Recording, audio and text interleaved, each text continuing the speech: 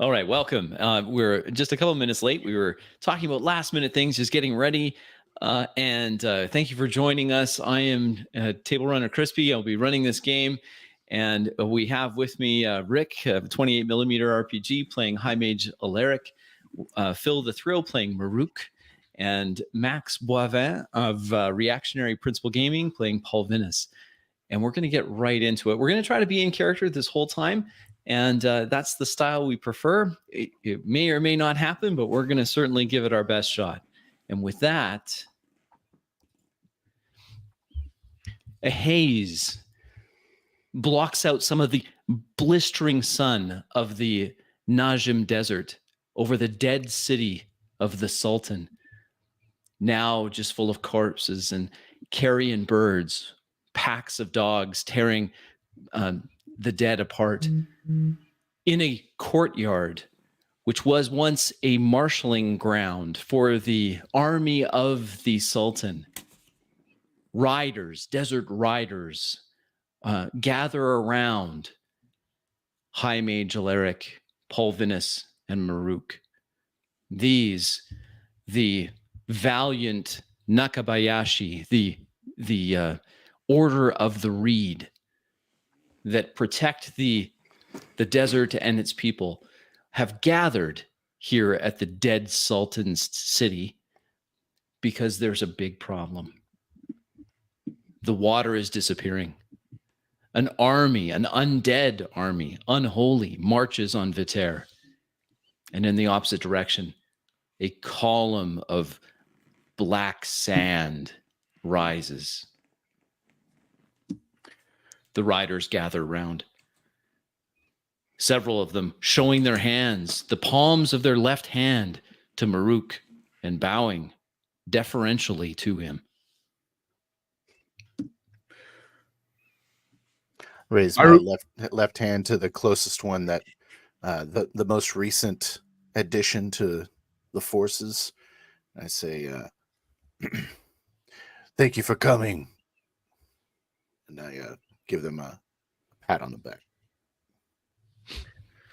I'm just like coming down from the Sorcerer Tower. And I look at Maruk and I say, Maruk, we have bad news.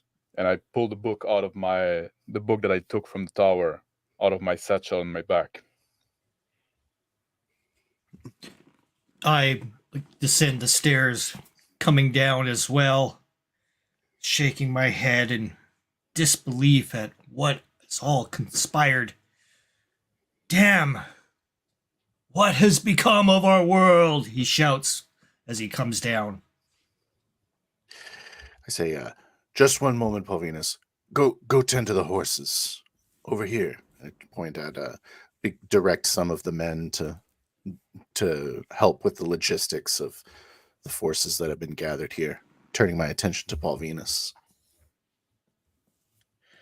I open the book to the page that have been marked down, and I lean over to Maruk, and I say, the mage, the sorcerer, the archmage of the Sultan, seem to have built this pyramid and turned people into abomination. This army that's going to march on Viterre won't need sleep, won't need food, won't have deserter. The perfect army. Nod my head solemnly. I say, so it is not the Arakim, then? I wish it was. I make my way down with the rest of the group, shaking his head, covering his face, brushing off the desert sand off of it. Some of the desert warriors depart, heading towards the horses, tending them, brushing them down. From their saddlebags, the gourds that had been used in the past by Maruk to provide water are broken for the horses to lap up their precious liquid. On the surrounding the courtyard, the marshalling field, high walls.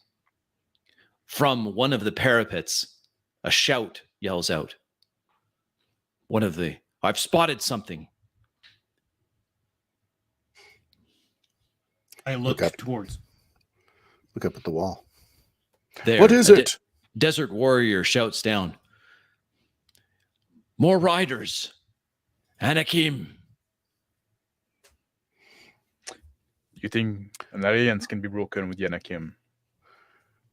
Say, even though we are enemies,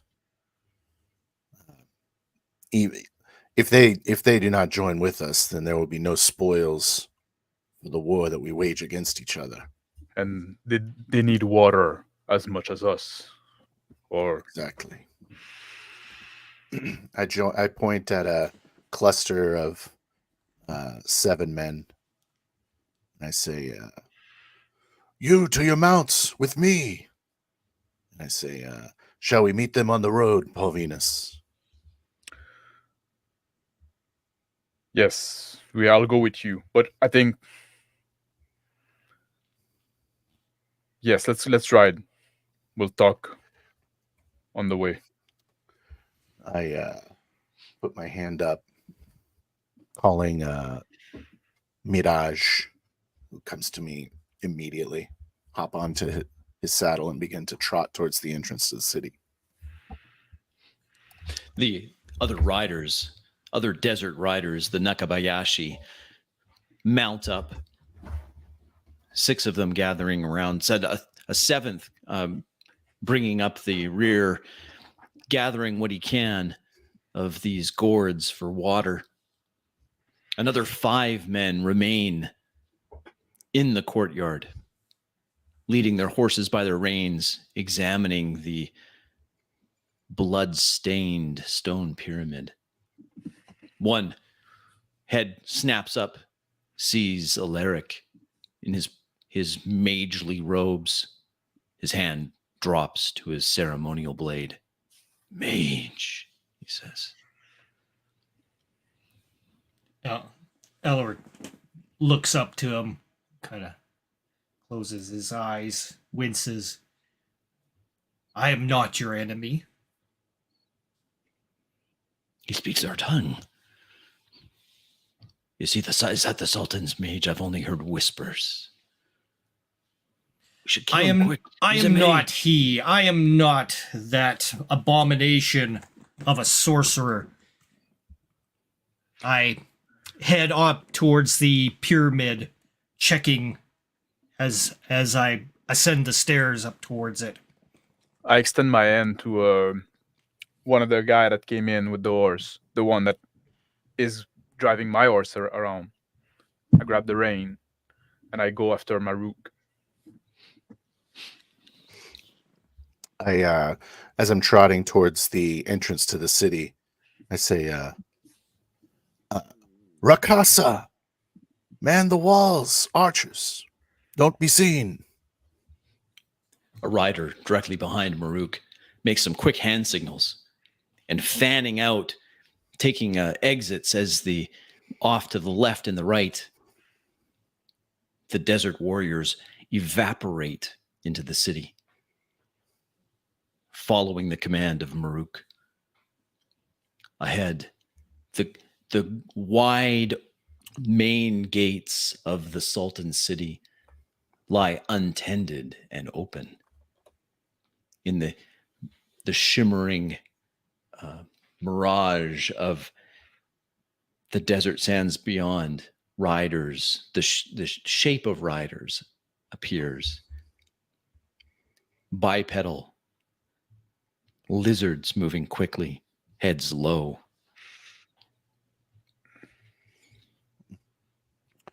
He set up about 20 feet ahead of the front gates, just waiting for them to come.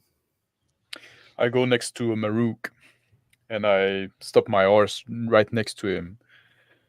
And I said, there's this army moving toward Viter and this column of smoke, unnatural storm on the other direction.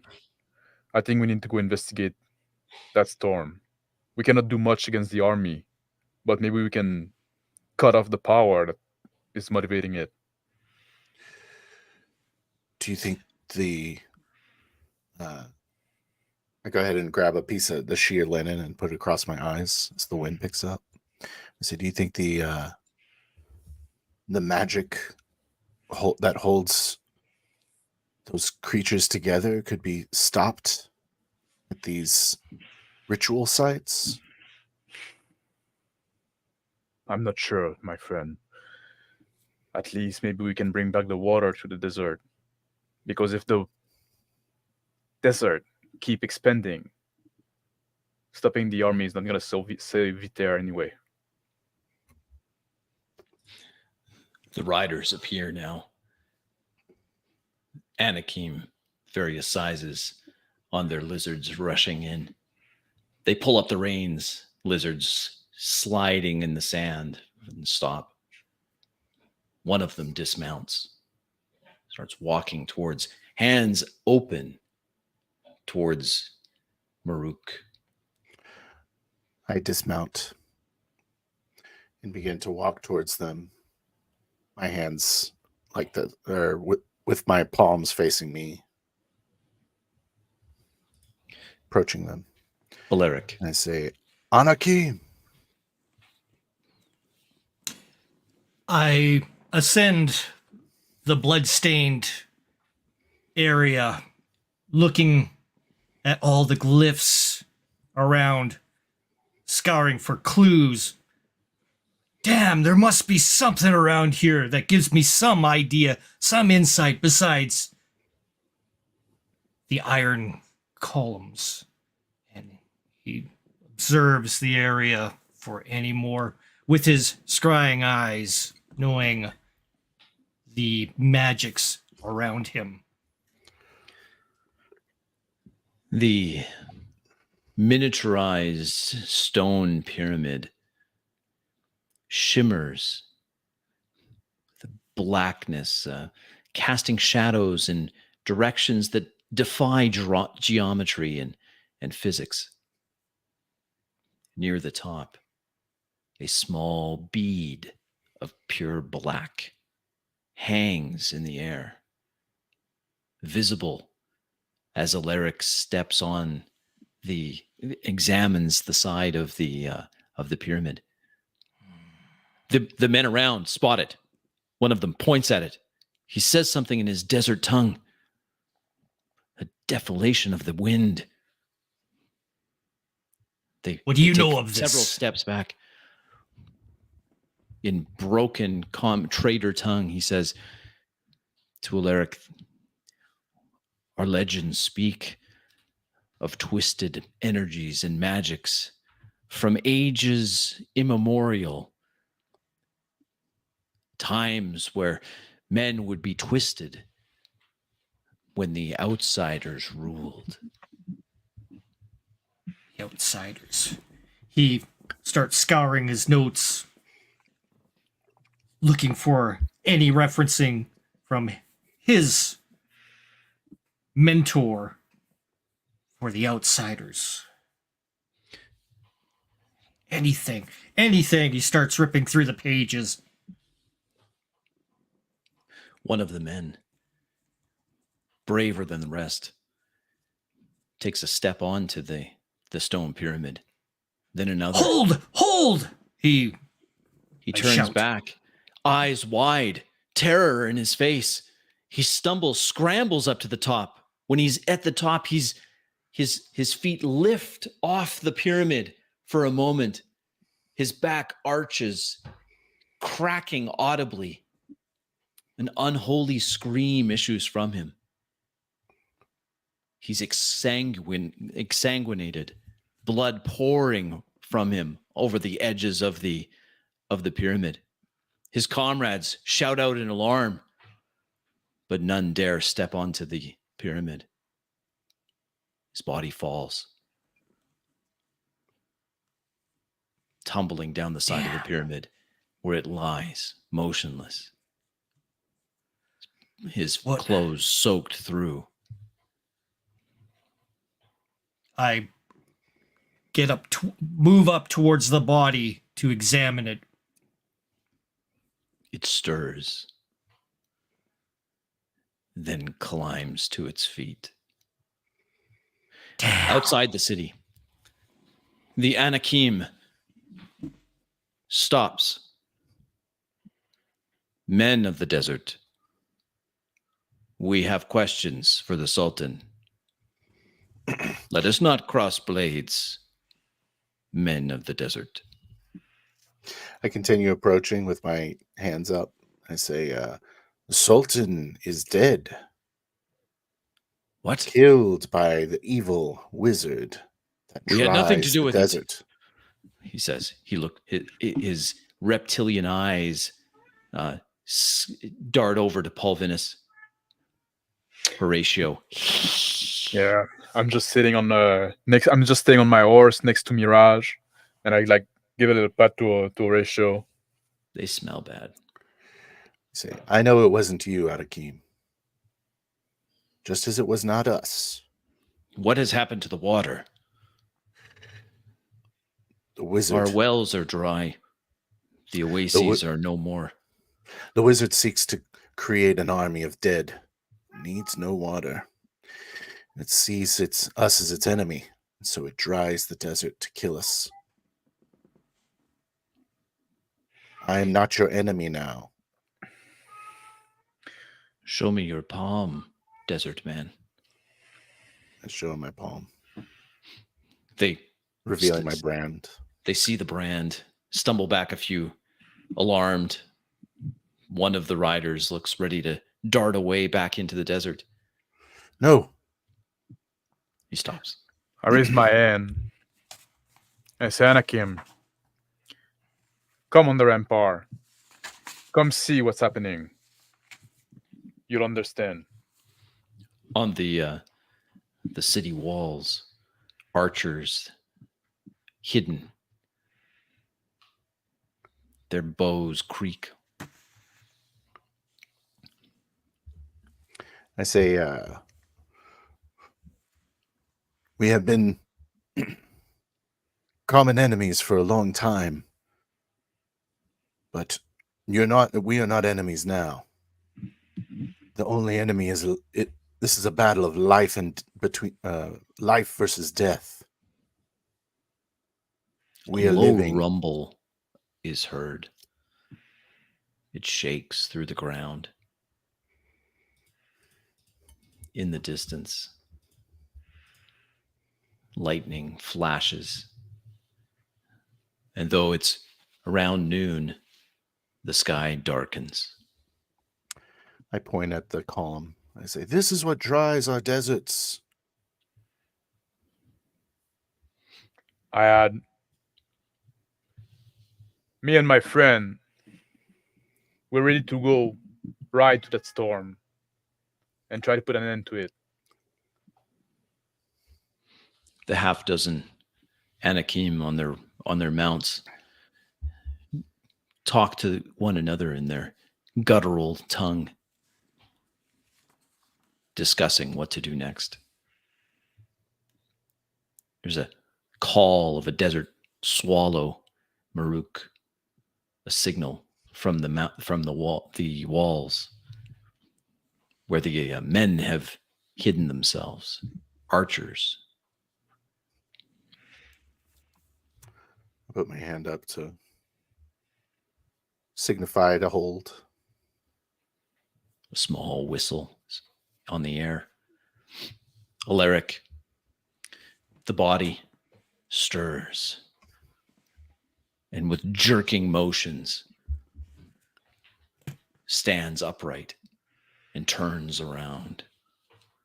Face sunken, pale, eyes mere black pits, all aqueous fluid from the eyes dried up, lips caked, dry, splitting. I pull back my cloak, pull forth my staff. I say, outsider, what brings you here? Who dares speak with me? I am the High Mage A voice Alaric. that grates, sandy. The Nakabayashi around you grab weapons, speaking in their tongue. It's taken him.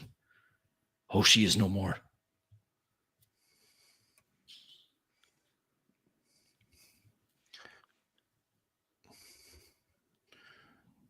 So who is your master? I command, it says. Takes one step towards Alaric. A hand comes up, gnarling now, desiccating, reaching out towards Alaric. I put my hand in a motion, conjuring up the coruscating coffin. The blast starts forming around his hand. Do you wish to meet my might, Forsaken One? The arcane energies swirl around, summoned by Alaric, leaping from his fingers. The desiccated hand is severed. Sand falls from the wound. Without a sound, the arcane energies chop the former Nakabayashi, known as Hoshi, down to his component parts.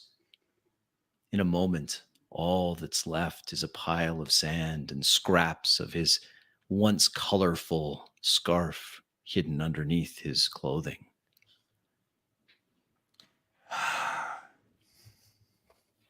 Pity's sake on Hiroshi. Man, his will is gone from this body. We must take him and have him buried in a decent form. His compatriots come up. Gently, carefully, they collect the scraps of a brightly colored scarf. Outside the city, the Anakim spokesman that was entreating with Maruk turns again. We have decided we will ride with you. Let us not bring up old quarrels, but deal with our new and more pressing issue. We will ride. We ride towards that. He points at the horizon. At the same moment, a lightning crashes through the sand-filled sky. I clench my fist as raised up so that my men on the wall will reveal themselves, and I say, "Our path is together. All of us together." Yell out. The Anakim respond with a war cry of their own. Their lizards join in. And I say, "Come into the walls of the city. We prepare to make travel towards the Pillar of Smoke." I just whispered to Horatio, "You better get used to their smell, my friend."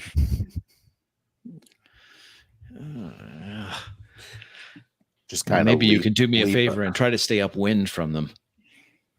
Well, Give I me feel like something. we're gonna be upwind. Where are we going? The wind is gonna be against us.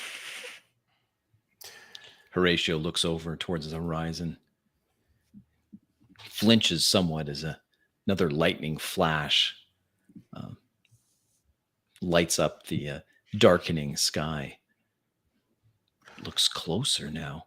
How is that even possible? Horatio says, "It is closer."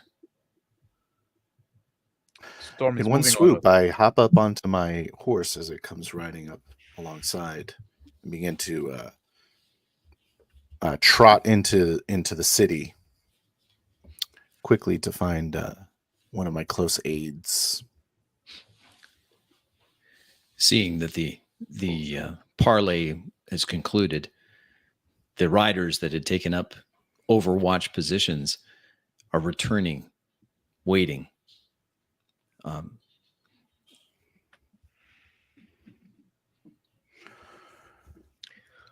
I'm following Wha- suit, and I kind of like pass. I try to go to take the lead to go see Alaric as soon as I can. Alaric, Right. horse hoofs, thud on the cobblestone streets of the Sultan's empty city. I make my way up towards where the unfortunate Hiroshi met his fate and observe the orb in front of me,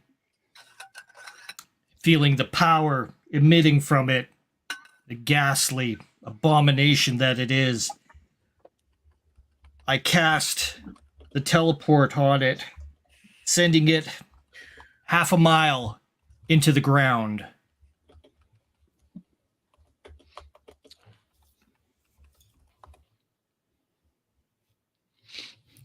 The magic swirls around, tearing at the bead of this bead of perfect black.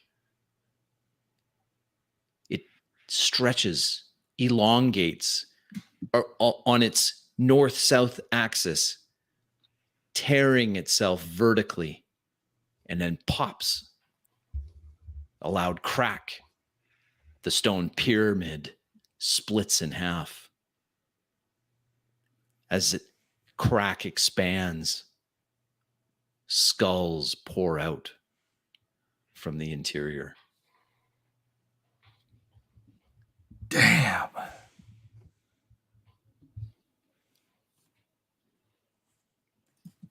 Looks at the others. Run!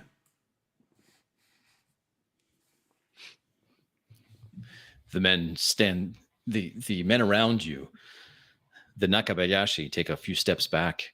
One of them points at it. Not human. Those skulls. Look, brothers. The outsiders. The legends are real. The wind help us.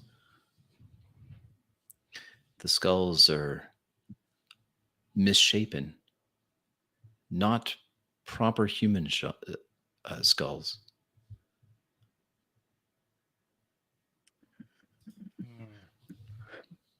I enter the city as I hear like the crack and the commotion, and I lead my horse straight toward the direction of the noise. I'm trotting over to the stairway that leads off of the wall, riding up to Rakasa. And I say, Rakasa, my journey is set, but you have another path. Brother, Hiroshi is no more. Hiroshi. Yes, our brother, one of our veteran warriors. I saw it with my own eyes. He was seduced. He was always an impetuous one. He stood up onto the pyramid. Where the mage is, the one that has the strange skulls. He was consumed. May his journey continue. Wind guide him. What would you have me do? I need you to Ride at your command. Take 3 men of your choice and begin to lead the families away from the dry desert towards the west. There is a massive army to the heading west. You will need to avoid. Take the people. Take them, lead them west out of the desert. Is that what you're saying, Maruk? Is it that bad? The water's drying up. If we fail, there'll be no living here anymore. Wind guide you. He calls over to 3 men. Wakana, Mitsuki, Iwasaki, we ride. 3 men mount up, joining him. I put my hand on his shoulder and I say, tell Hoshi I'll see her soon. Dias, your wife is in good hands. He watch shows them- the palm watch with them his ride. brand, shows it to him, and presses it to his heart. And then they ride off on a gallop. Other riders join them. 6 remain, accompanying with 6 of the Anakim on their thunder lizard mounts. Polvinus,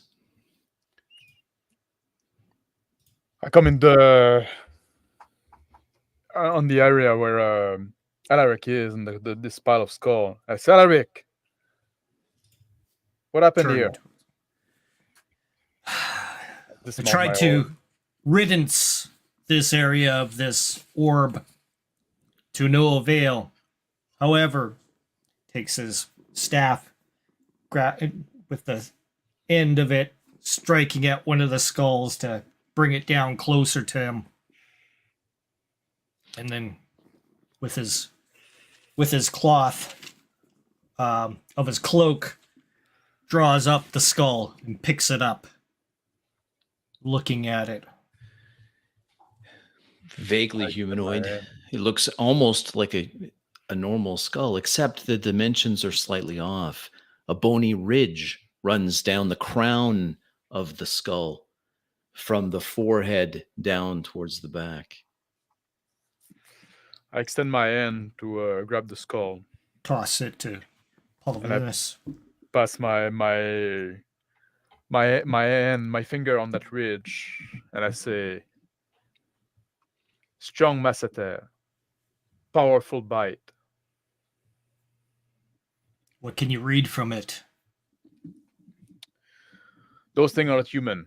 They're, as you can tell, obviously. And they're trouble from a different time. From a different time and place, Horatio says. He Yes. does the cat smack thing on it. I throw the skull on the ground, trying to shatter it. Horatio jumps down, urinates on the skull, jumps back up. Bet you didn't know a spirit animal could do that, he says to Polvinus. As I look, the urine just evaporate into air. Well, it's the thought that counts. Alaric, Yes. we need to go right into the storm. I assumed as much. We Since cannot now be there's- there from here. I'm gonna ask Maruk to send a message to my cousin. And I turn around and go toward where Maruk is. I'm talking with the remaining men.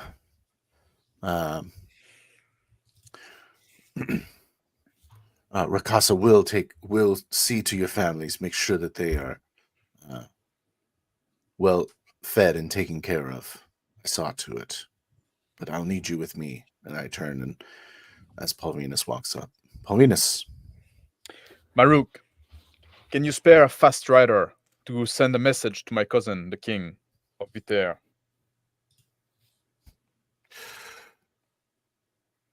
I'm gonna tell him to welcome your people and warn him of the danger approaching.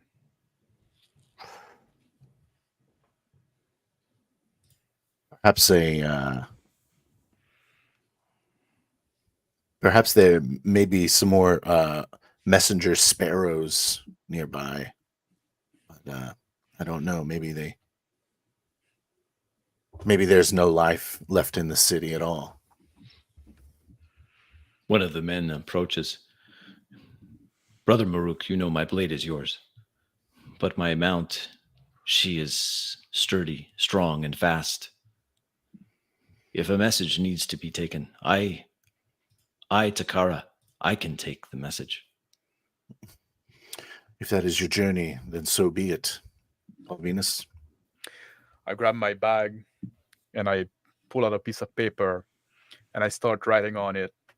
Say like, dear cousin, and I retail quickly like the event, like very like bullet point, like we found the Archmage, the Sultan is dead, there's an army of natural being heading toward Viter. The desert is drying up, there's no more water. We're sending some Najim people. Please take care of them. Some of them are warrior. They might come in handy. We're moving to find the source of all this unnatural evil. Hopefully this is going to help the Great Mother protect us. I fold the paper. Takara, the man Takara, Put my seal on it. takes the paper, nods, looks over at Maruk. The wind will see it done. He tucks it in to his inner pocket of Donna another- Radi at your back. Pat him on the shoulder. And at yours, brother. A couple riders come up. They hand him extra gourds for the ride. Right fast. Without any delay, he turns. His horse takes off at a full gallop, sprinting out, dust rising from her hooves as she darts out of the marshaling grounds of the Sultan's dead city towards the front gates and off into the trackless desert. The Anakim spokesman comes up, eyeing nervously the armed humans around. When do we leave? Look over at Alaric. Look over at Maruk. I look at Alaric. I want to leave as soon as possible. I need to prepare my horse. Head over towards my mount. Get it ready.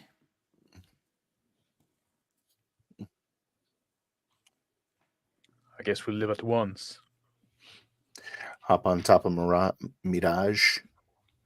I say, we ride, brothers. Mount my horse as well. For the Denaridi, they all yell out. Our journey's together now. I go close to the Anakim that has been talking with us. I say, what's your name? Hajar is what my people call me. Ajar? Yes, Hajar. Well, you're not saying it right, but that's close enough. You made the wise choice. All of Kurel are petty in comparison to what we're facing now. He nods. I am Polvinus of Viter. Viter, he says. A very nice place. You are far from home. We are. And we're getting further again. Even so, the Anakim riders now on their mounts, making the horses skittish as the lizards look hungry. I wave at Horatio to come back on my shoulder. They still smell terrible. Be nice. I grab a couple of the gourds, pack them into the pack of the horse, and mount. Get on. Let's ride! High overhead, billowing clouds of sand as acting as smoke now blot out the sun.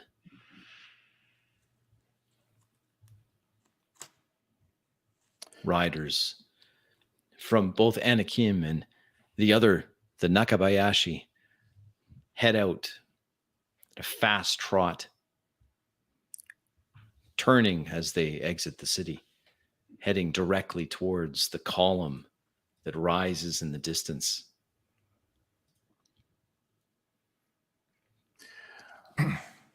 After a particularly ominous flash of lightning, I begin to sing a folk song. It's common in the Najim Desert. The other 5 voices join Maruk. It's a hearty sound, and even the Anakim seem to appreciate it. They join in their own tongue, awkwardly. It somehow works.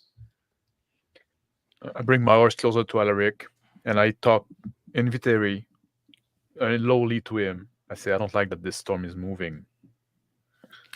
That I do not like as well. Horatio says, the storm isn't the only thing moving. That tower, much closer now. Interesting. What do you assume the speed of this thing is moving at? You think it'll arrive here within the day, or sooner? Let's not wait for it.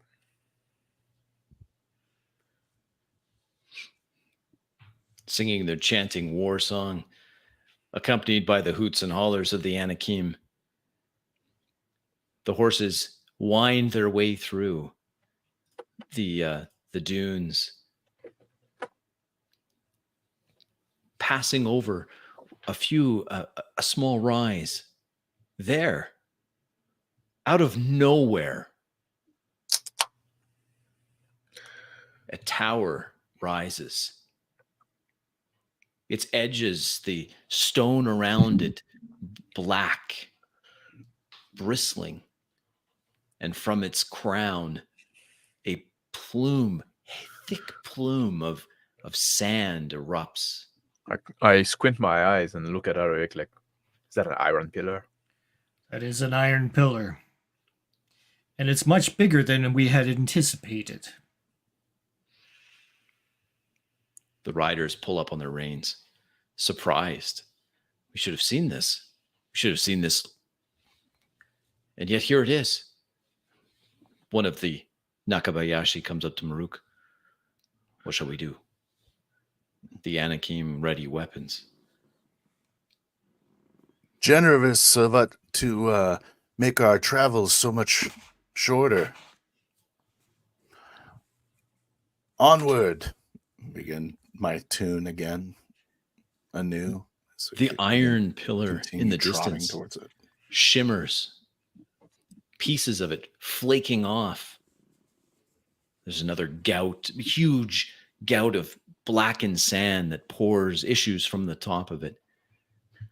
A sand kind of disturbed at its base and flowing out like a giant tuning fork has been struck.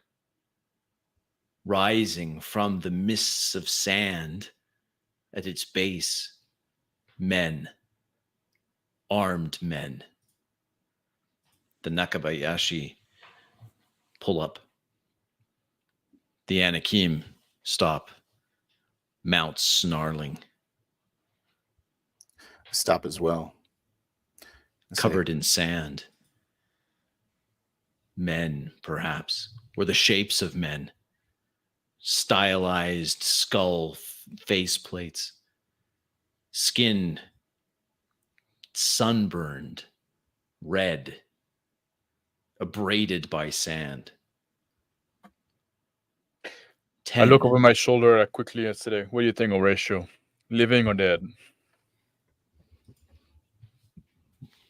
Horatio looks over, paws at the Anakim. Well, whatever it is, they're not going to be in one piece for long. Those lizards look mighty hungry.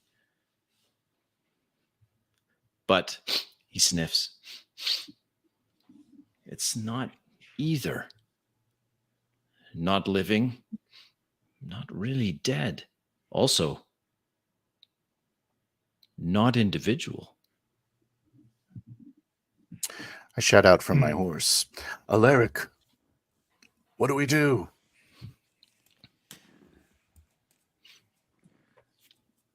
Let's see their number. We should be able to take them. I bring my horse forward a bit. I raise my hand, and I speak in a loud voice. Barrack the Great Mother, you abomination, go back to where you come from. I try to smite those maybe undead.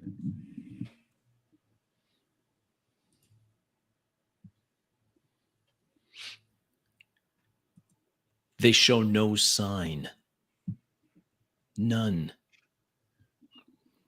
The lead closest to Pulvinus, they're in 2 ranks, 5 each staggered, in a path that leads to the base of that giant iron pillar. The lead one, his skin flayed by sand, dips his head somewhat. A voice heard issued from 10 mouths in perfect synchronism. You cannot foil my plans. All 10 say, with alarming speed. They move quickly. I look at Alaric and say, well, I try my thing. Now it's your turn. I look to Hajar, and I say, Hajar, take your men around the side and flank them from behind. You be the hammer. And I He say, men, nods quickly. forward 5 of the Nakabayashi on horseback for the Danaradi. gallop Charge. around. The Anakim, not much for subtlety, spur their mounts directly towards the 10, now advancing at a run. Long, wicked curved blades leave scabbards.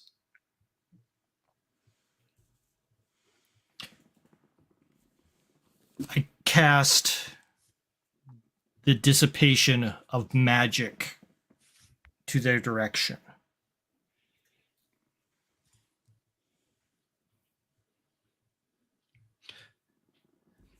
The Extirpate Arcana. That's what I'm casting. the 10 moving in perfect harmony stumble, a few of them losing their step, their perfect synchronism upset. I look for the one that doesn't stumble out of the bunch. There in the back, the 3rd, middle.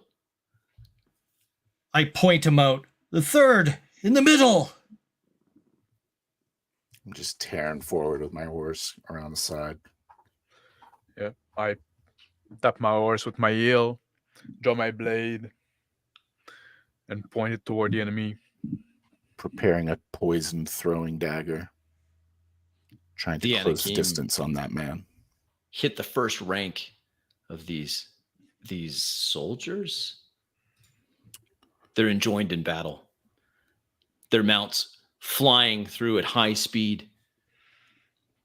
One of the soldiers falls, but then one of them, Anakim, as well, impaled on the blade, the curved blade of this soldier.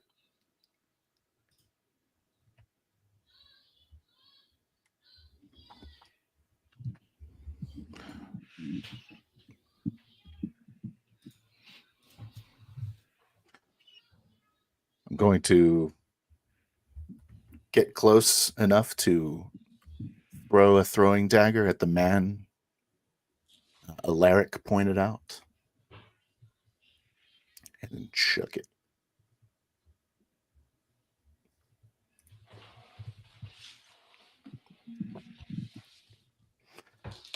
That's going to be an 8. Or no, a 6. Failure. As I ride past one of the guys that stumbled in the first row, I swing down with my sword, trying to cut him in the back. The sword descends. He stumbles again.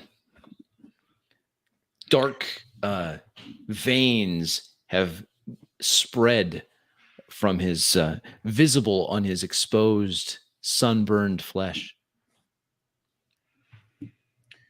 Here in close proximity. And I keep riding by. He stumbles. The blade is cut deep. Alaric. I give my horse a prompt and charge in, keeping my eye on that one inhuman man that I pointed out. And with my staff in hand, charging towards him, ready to strike. The Anakim who had charged through now reverse, their mounts swinging in an arc. As they come around, an opening is provided for the Nakabayashi coming in from the flank with Maruk.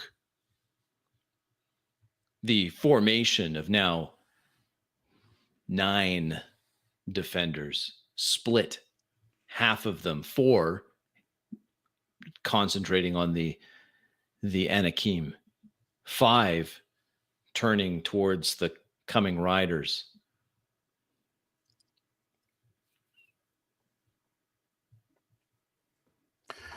To pull out another dagger, and I chuck that second poison dagger at the man pointed out. He stands somewhat apart of the two, arguably with the 5 that are focused on the Nakabayashi. Failure. Just 10. The dagger clangs harmlessly off his armor. He looks towards Maruk, takes a step towards him. Charging at him from behind. Still riding my horse. After just doing this hit and run on the guy on the floor, I direct my horse straight to that guy and swing my sword at him.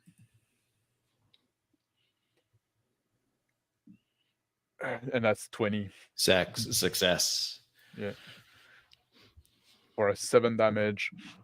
My sword, like, it is on his arm, just right next to the armpit, cutting to the flesh. The man falls. As he falls, the wound seeps out this dark smoke, like a bad, like burning something that shouldn't be burned. This black, oily smoke issues. His armor is left somewhat intact, but the body that was filling it compresses, turning to sand, oily sand. Alaric.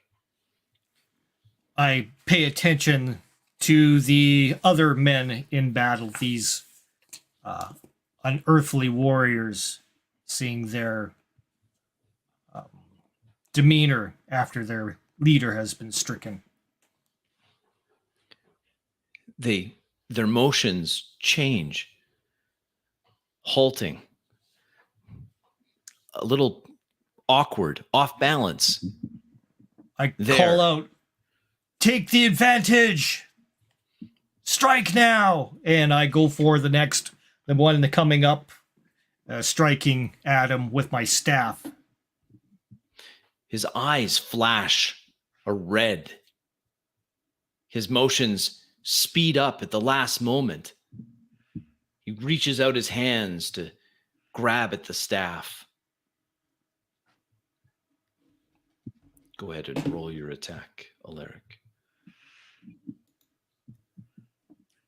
13. Though he His eyes glow briefly with that red light. He's not fast enough. The staff cracks right in his head.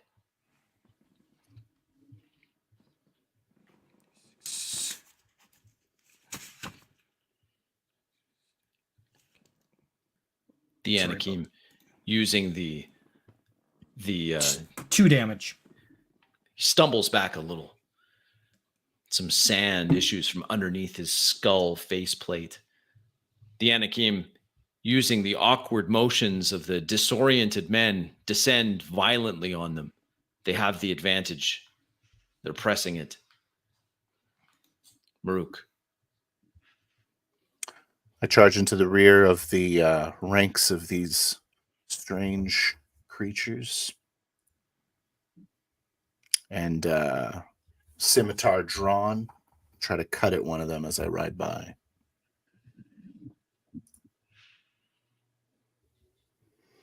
The Success. 26. Yeah. Oddly off balance.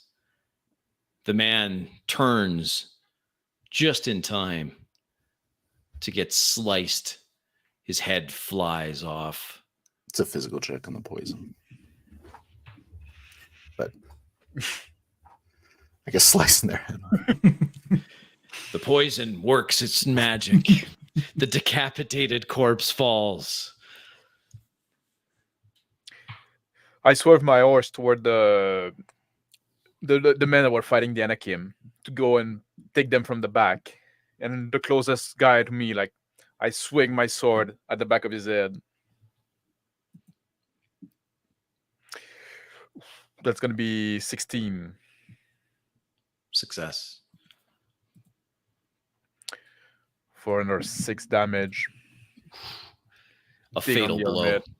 A fatal blow. The Anakim also pressing their advantage at the same time.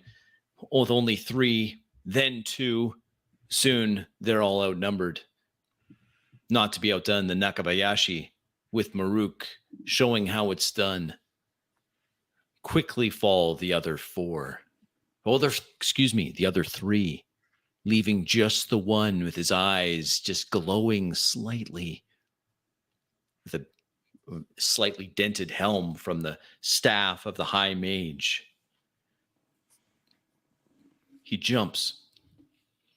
A feat of athleticism that surprises. He leaps at Alaric. His blade flashing. He strikes.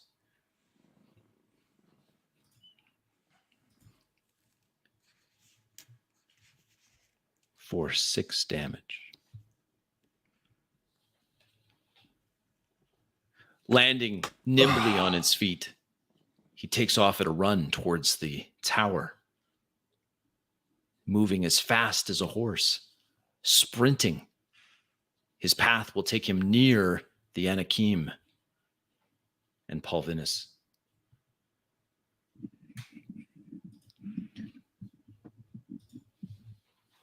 Cry out, "Get him!" As I wince at my wound, checking it to make sure I'm not infected by anything. Begin to ride after him, The chucking a dagger at his back. High Mage Alaric, a physical check.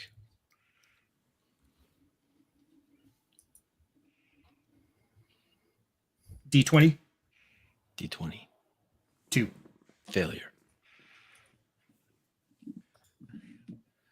Coldness spreads where you were slashed. You cough. Sand coming from your mouth. Damn. It's a 12. Success.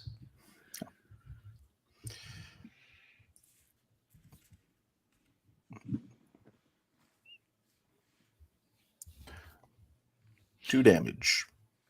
The dagger, this time, finds the back of the fleeing man, stays in it, sticks in it.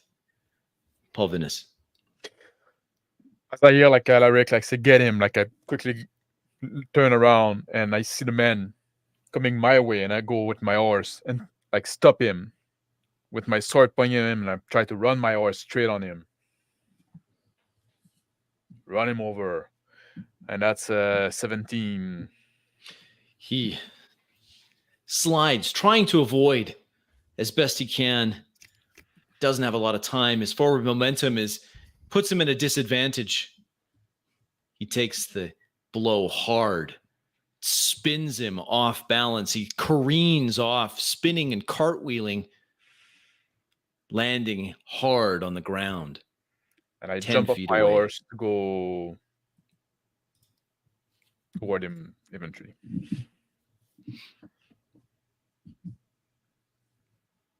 Maruk. I trot over towards the man on his back to back up Polvinus. Scimitar There. drawn, and I step off my horse. The man's there, his eyes glowing red again. It's no matter, he says. Sand starts bubbling up from his from all of the gaps in his armor.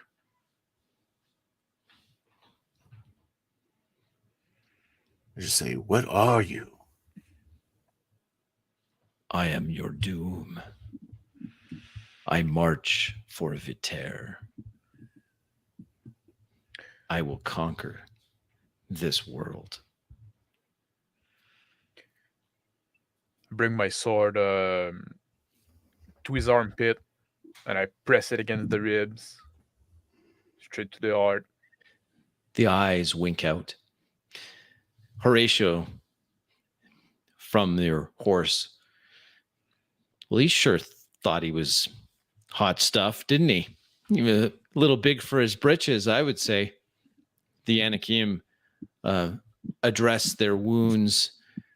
They're down one rider. One of their mounts also injured.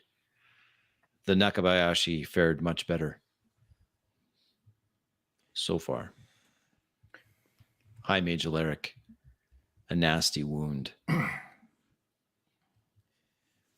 I tend to it, wrapping it best as I can.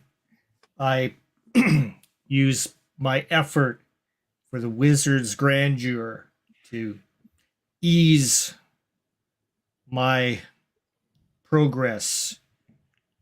To the Iron Tower, I call out as I get myself situated.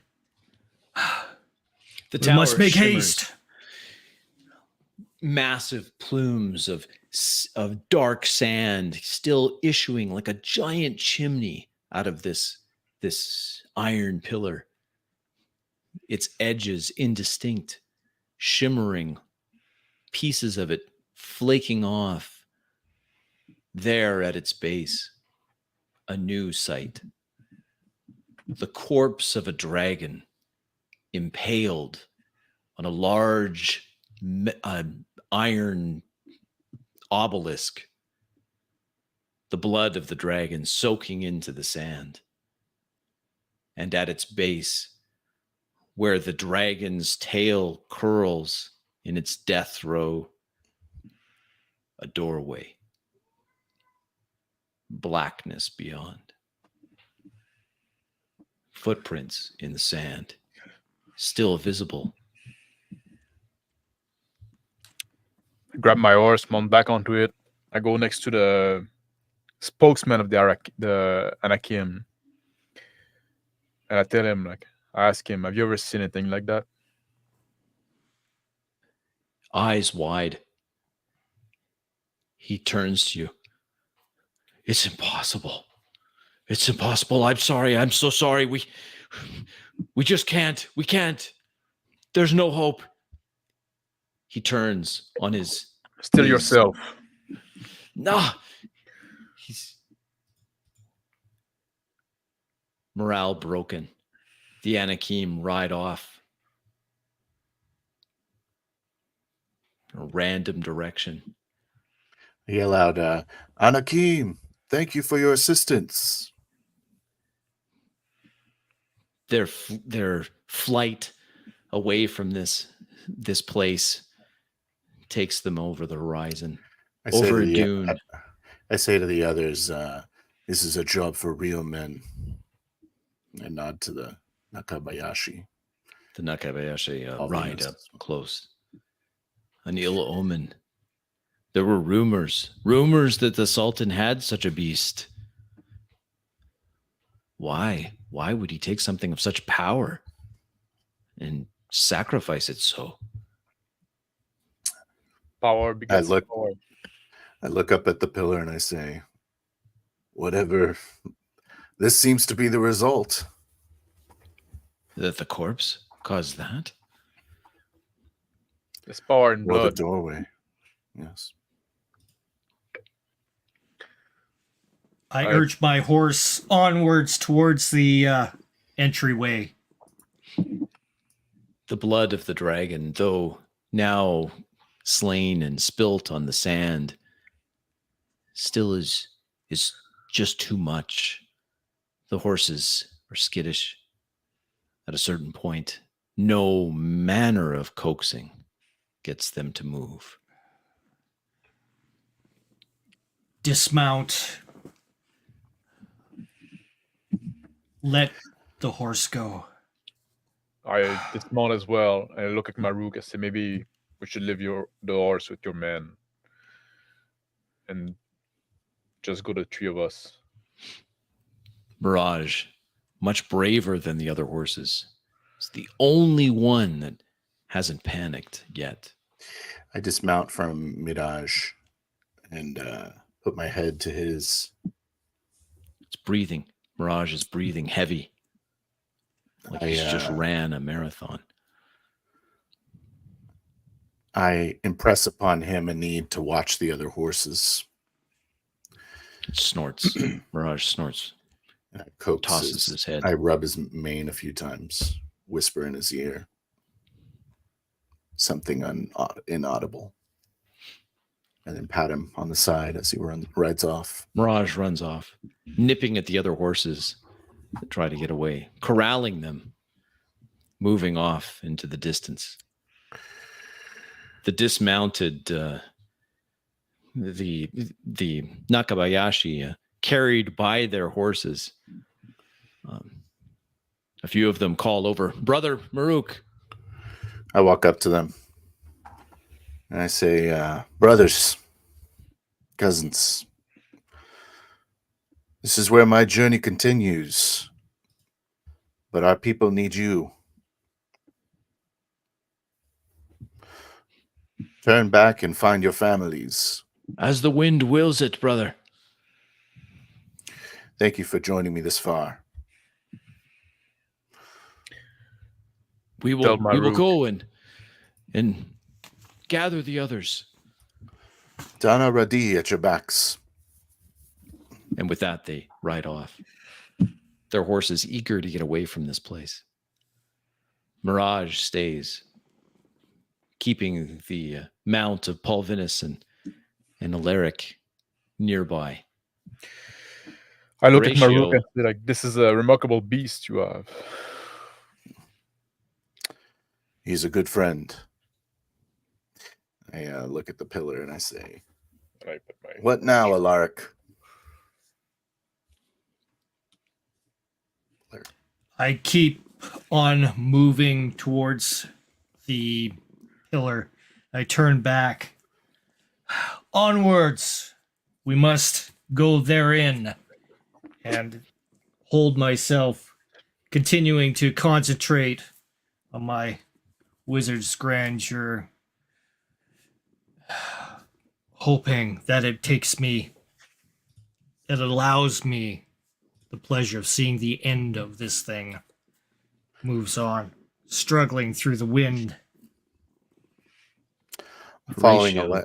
Alaric, beginning to coat my blades with the poison from my rag. Horatio whispers to Paul Vinus, "Watch Alaric. He's injured. There's something wrong. I've He noticed I cannot help smells him. different now. I'm afraid I cannot help him. I'll need you, my friend. What would you have me do? The suddenly compliant spirit animal says. Yes. I'm afraid playtime is over. Horatio looks over at the dragon, impaled on this iron obelisk. A great evil. Such a majestic creature. So Yeah. few of them left now. I will have to use your eyes and your senses, my friend. Yes. Horatio jumps off your shoulder and with cat-like grace moves into the dark doorway, the base of the iron pillar. I approach Alaric. What are you doing, my friend? I know my end is near, I say, as I cough up some of the black. But at least let me have a chance to save us all. If it I'm afraid that means the might very be last. we might be walking toward Oliver, and the Great Mother will God. receive us. Let's proceed with the bravest of face. I, Alvinus, you have take a- been a good man. I'm proud to have traveled with you this far. As with you, Maruk. We still need you, Alaric. I say, we don't know what's to come. And then I take a few steps over towards the dragon, and with one of my poison vials, attempt to collect some of the blood that has been leaking off onto the ground. Putting a cork in it, turning around, I say, "We are the wind. We are eternal." And I begin to walk towards the doorway with them. I take the lantern out of that's attached to my bag. I light it up, and I move toward the doorway. I move up, continuing up through the decadent stone iron amalgamation before me. I look towards through the door. Follow me. Horatio, the black cat, rematerializes on the shoulder of Paulvinus. It's much bigger inside. A hallway goes down, and a larger area. A man in rusted armor waits for us there. There's a door behind. He stands. He looks like the one that we saw in the oasis, the Subasa. We'll have to take on those challenges as they come. There's only the one, Horatio says. I look at Alaric and Maruk. You're up. We got some reconnaissance. What did you find? There's one of those rusty armor men, like we fought on the ziggurat.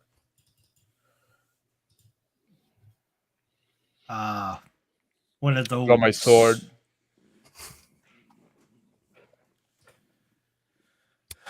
Surely we'll make short work of this one as well. Alaric, stay behind me. We might need your mind when we deeper inside. I will abide. Maruk. Step through the doorway. Immediately, the temperature drops. It's cool, somewhat dusty, like a crypt. The doorway leads into a small hallway. The hallway pitches down and down, a slight curvature to it, spiraling deeper underground. It ends in an opening to a large room.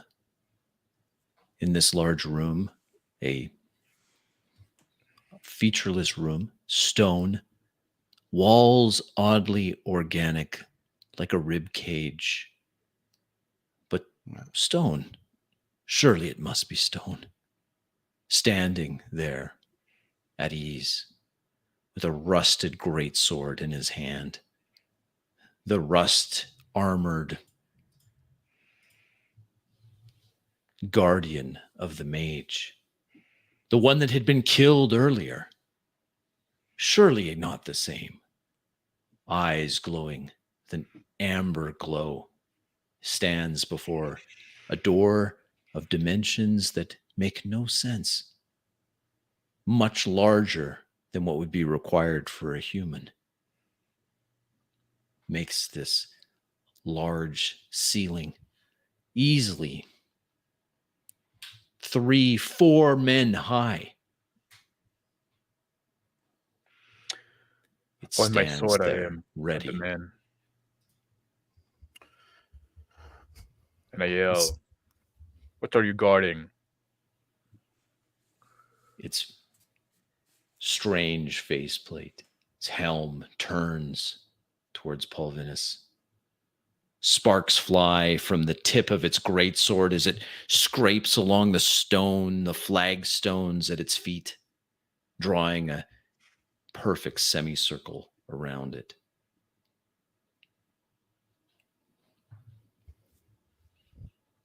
Draw my blade and I say, you cannot block my path. Run towards him and begin and engage him. My sword, striking down on him. Chia! With a casual backhand, 9. an armored gauntlet slaps aside the sword. Pulvinus. I follow suit my companion, and I try to go on the other side and slap the man as well. Seeing the heavy armor. That'll be like a 13. Seeing the heavy armor, I grab my sword by the blade and hit him with the pommel on the helmet. 5 shock damage. The helmet moves, creaks. Sand knocked loose from within the helmet. Its eyes flare orange. The blade whips up, terrifying speed. Just missing the midriff of Pulvinus. Alaric. Puts his hands forth and commences a blast of energy towards the creature.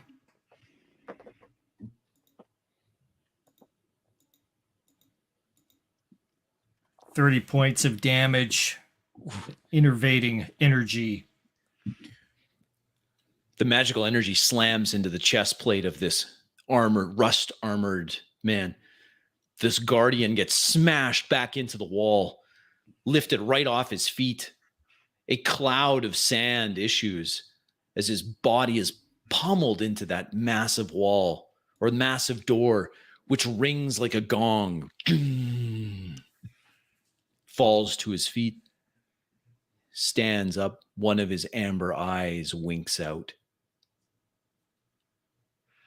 I collapse to the floor. Maruk. I'm spin around to get behind him. Slash again. It's a 22. Success.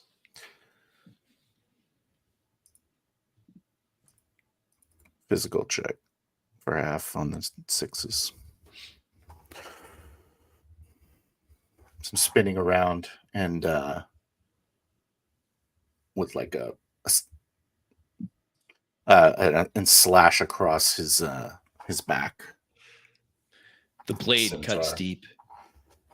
More sand pours out from the wounds. It stumbles. Backhands the greatsword and tries to stab underneath his arm at Maruk behind, swinging wildly. 21.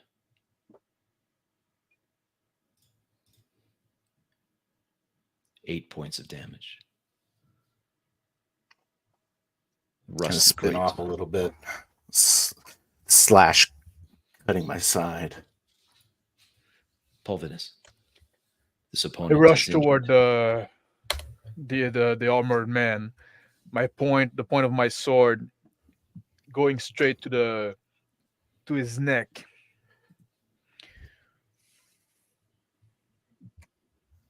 That'd be like 15. The blade gets it is deflected at the end by his neck protectors right next to his pauldrons, but the shock damage goes through. 5. Something cracks within. The remaining amber eye winks out. Sand, hot sand, steams from its every joint of the armor as it clangs to the floor. A massive door lays behind this now disassembled suit of rusty armor. Before paying any attention to that, I turn around and I go see Alaric.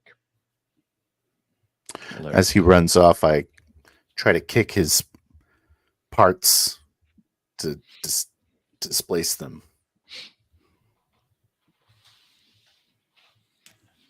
They make a hollow din on the floor as they bounce on the flagstones. Empty. I brace myself up, coughing up the black sand. Sandy. A voice. Right. Alaric. You will soon be mine. Not if I can help it. Mentality. Save.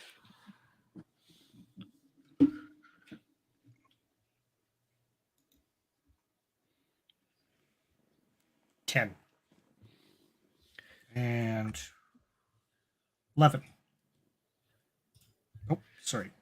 10 is 10. You still resist. Won't be long now. The voice fades. I go to Alaric and I hold my arm toward him to help him up. It's trying to take me. Trying to take me, Pulvinus. Must act quickly. Wipes his face. Grit. Sand. Help me, brother. Get me through the door.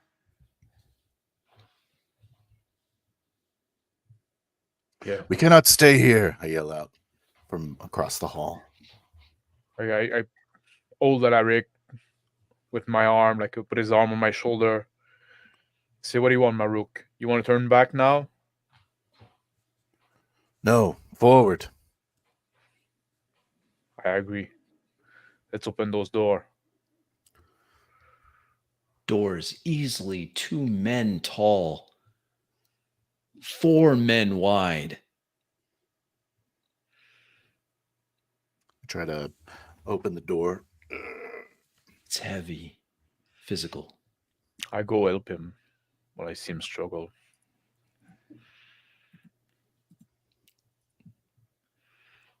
The combined efforts get the door moving. It swings with some momentum opening up. The door is thick, easily a foot thick. I lean Beyond. against the walls watching.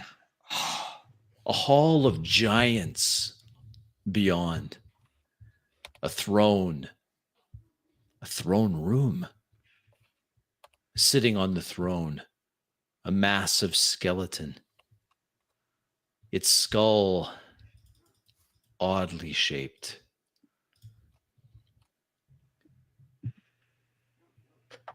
Easily Oh. 2 full men in height. It sits upright, laying on a floor filled with sand. Before him, a regular-sized man in robes lies prostrate, genuflecting towards this skeleton.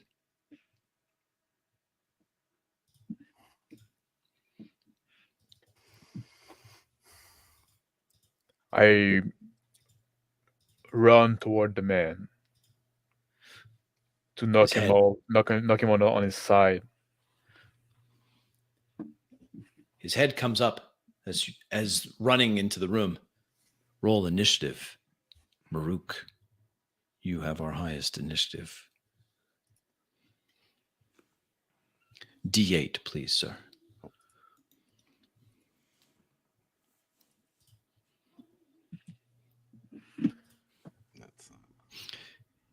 Maruk, you and your allies act first.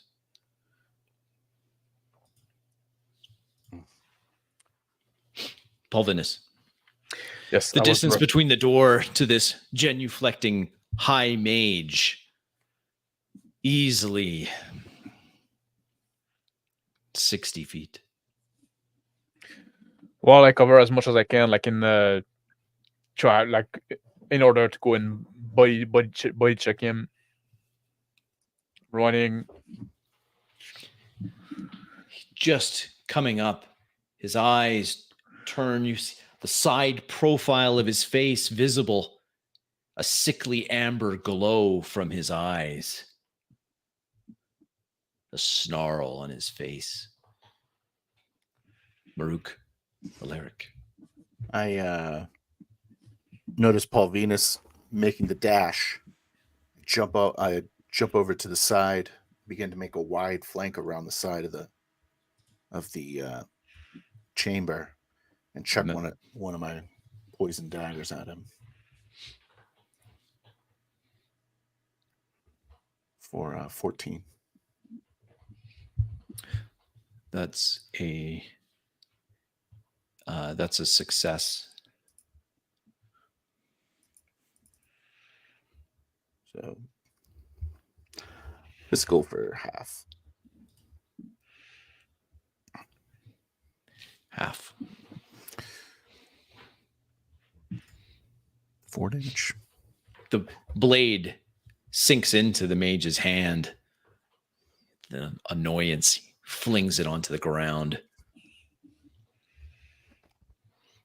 Alaric. I slowly make my way Sultan's in, mage there. feeling the brutal effects of the sand coughing. I make my way in and I start heading in slowly, knowing that I can't make it in there soon enough.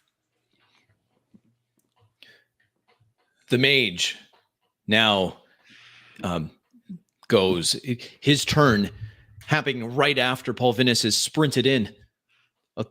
A cry of warning from Horatio. Look out! The mage spins, puts his hand on the chest of Polvinus, and mutters an arcane chantment.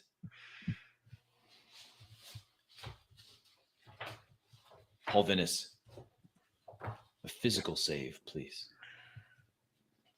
Success.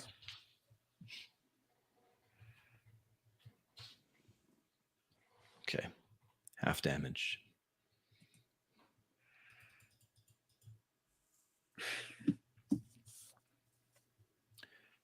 Half damage will be 14.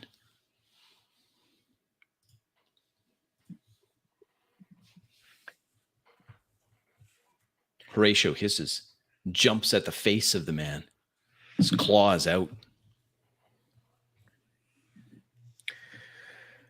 And I bring my sword down on him, trying to go straight for the neck, trying to like I got like too much. His blast that just hit me threw me off. I barely managed to scratch him for 5 shock damage. My blades still glow red, and some of his life force is drained to me. Snarls in pain. Maruk.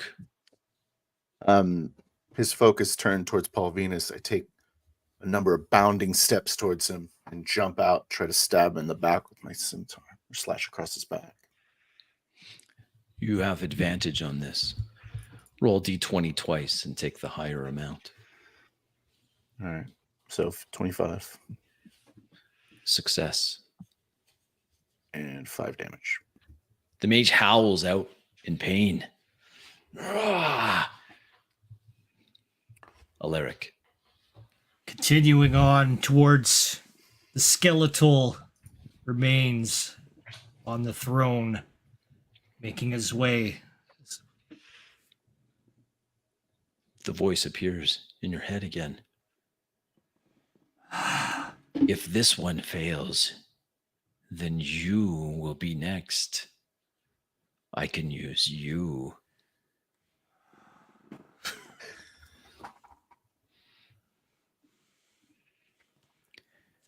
Alaric's eyes glow with a sickly amber light.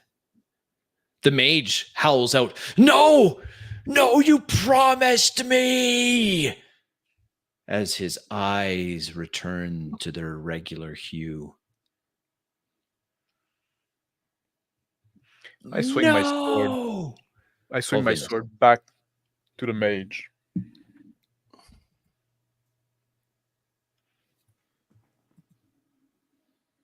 For 10 damage. And again there's this red glow on my sword as I slash across his chest. Some of the wound that I took from him starts slowly closing a bit. He falls to his knees, Maruk. One last I look over at the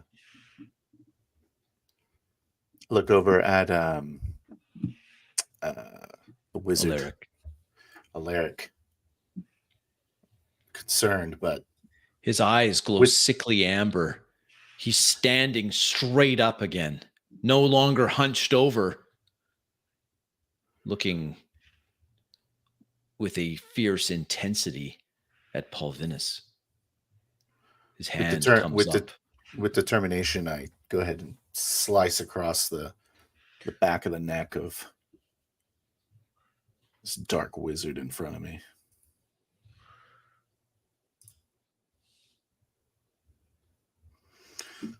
You have advantage on this roll, too. 18. Success.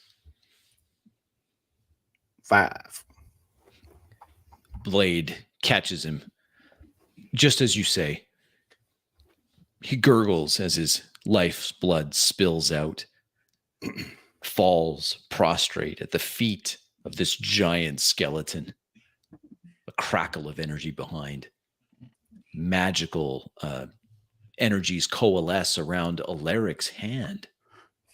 Paul Venus. Well, I see like Maruk Oh, Venus, Alaric. finish up the dark Horatio. mage. I turn Horatio toward yells out, "No!" I turn toward Alaric and I raise my sword. I yell at like I don't want to attack my friend, but I yell at Horatio like I could take a quick glance at the skeleton behind me. I say, Horatio, like, go knock the skull off or something. Try to just, like, bring the skull down. Horatio takes off. Horatio, the black cat, dematerializes in mid-leap and then rematerializes on the pauldron of the giant the giant skeleton. He pushes on the skull. It moves slightly.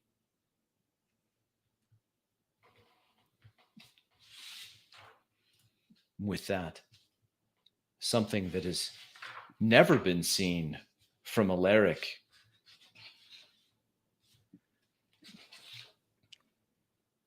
His hands, magical energies flowing around his hands. He points at his ally and friend, Paul Vinus. Paul Vinus, make a, excuse me.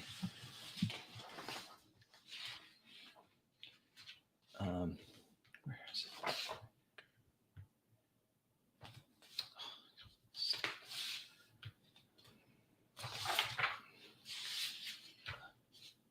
it? Make a physical save, please. I failed.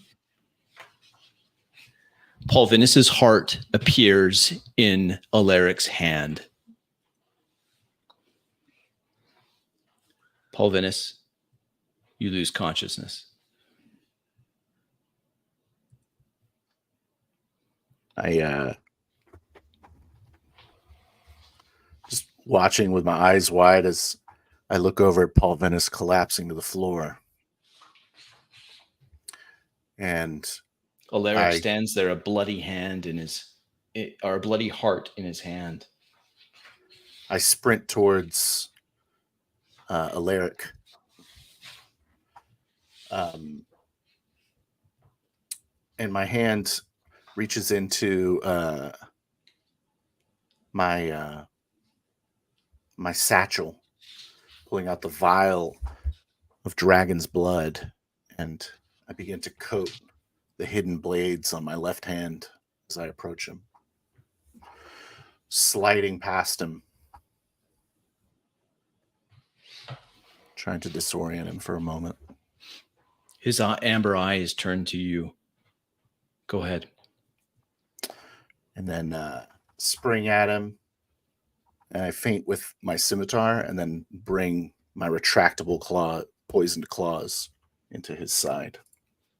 Roll. So 15. Success.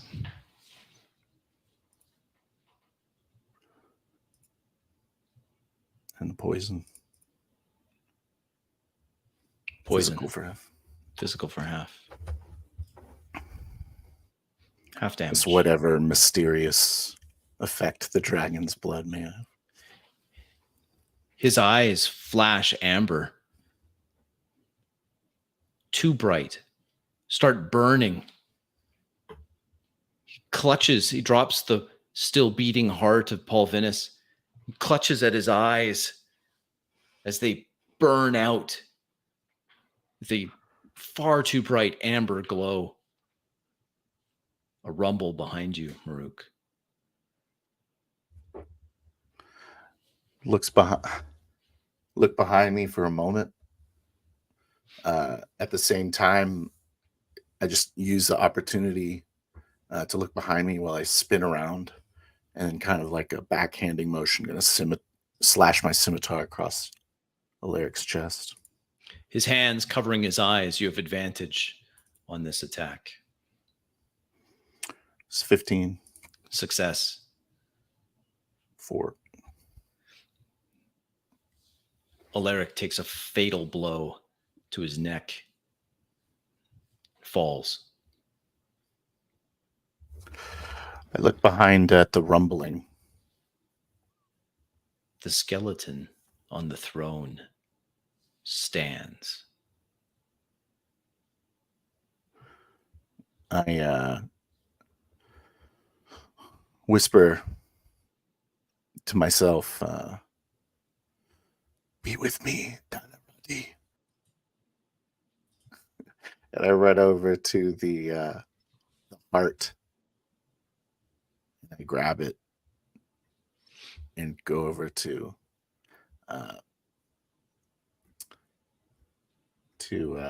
Paul Venus. Standing on Paul Venus's chest um, licking fiercely at his cheek. His spirit animal remains. I say, Horatio, I have the heart. I don't know. Horatio, put it down on his chest now. I put it on his chest, quickly, looking at the giant skeleton. It takes one thundering step towards Maruk and the prone body of Pulvinus. As Horatio explodes in light, blinding light, the light expands out, scintillating, spreading its rays, illuminating a massive chamber. Horatio disappears as Pulvinus takes one staggering breath.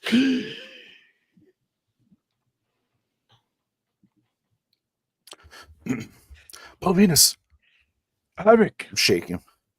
Maruk. I say, we must retreat. Or I don't know. There will be no retreat. A thundering voice shakes the sand on the ground. With a clang, the door closes. You are very fortunate that myself is so divided, or I would have destroyed you myself. Another thundering step as the skeleton stomps towards you. 2 men high, an inhuman crest on its skull.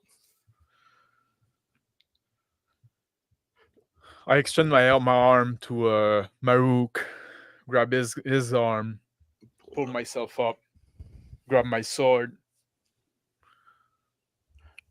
I begin to step around to attempt to have a flanking strike on this beast if we are truly to engage it in battle. I yell, you do not belong here. Go back to the Great Mother. I was here before your great mother was ever even came into your pathetic pantheon, and I'll be here much longer after she's gone. Then remain in your tomb. It's too late for that. I march across the green fields of your homeland right now. I see through 1,000 eyes everything.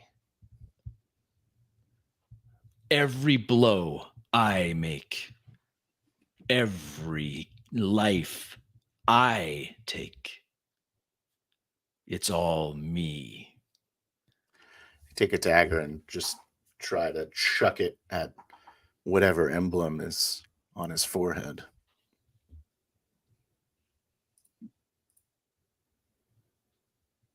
For 9. The dagger flies. It bounces harmlessly off the skull. It looks over at Maruk. Say, just checking. I'll go circle around him and try to strike behind his knee. Maruk, roll D8 for initiative. 8. You go. I kind of back up. I back up. Throw another knife at his forehead, attempting to hit that same emblem.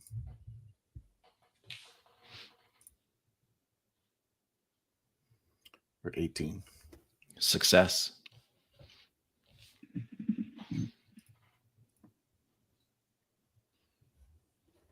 Three.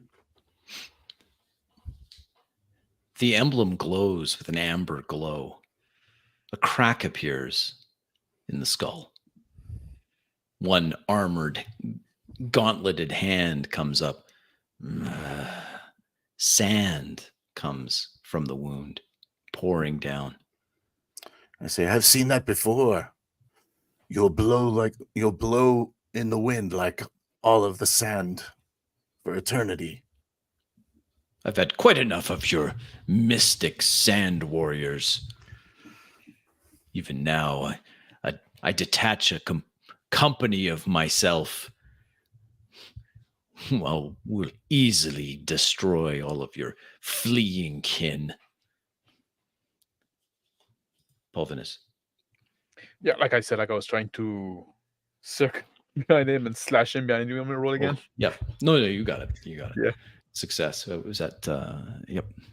Yeah, that's be 4 damage, and I still get like a little bit of energy back from that, from my It- blade. The blade glows red. Sand comes from the cut behind.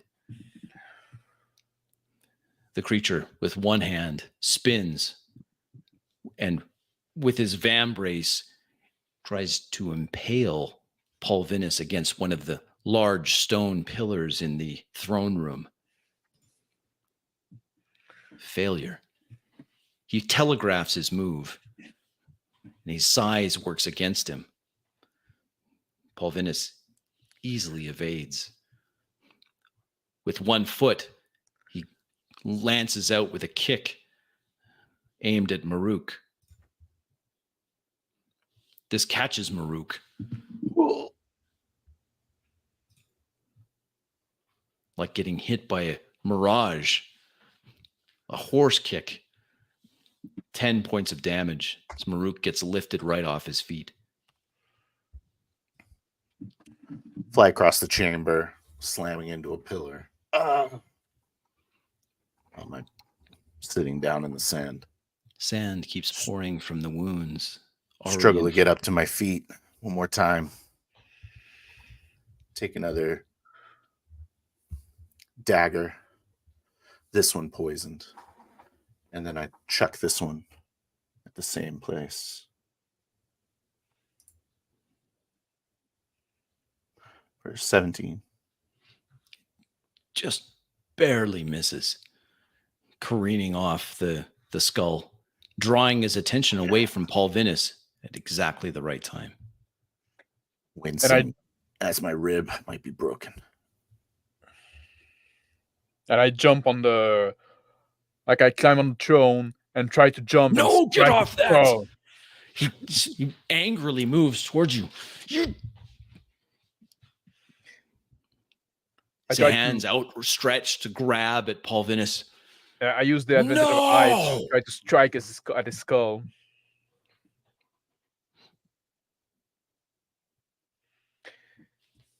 I don't quite reach enough. I can barely touch with the tip of my blade. Enough like just to get just a little bit of life force back from him. The shock damage still catches a small tear in his chest plate from the tip of your blade where sand pours out. He swipes angrily. Get off that. Off balance, he swings wildly. Yeah, and I lean back on his big chair. A gem there, hidden behind where he was sitting. A large, multifaceted amber set in the throne.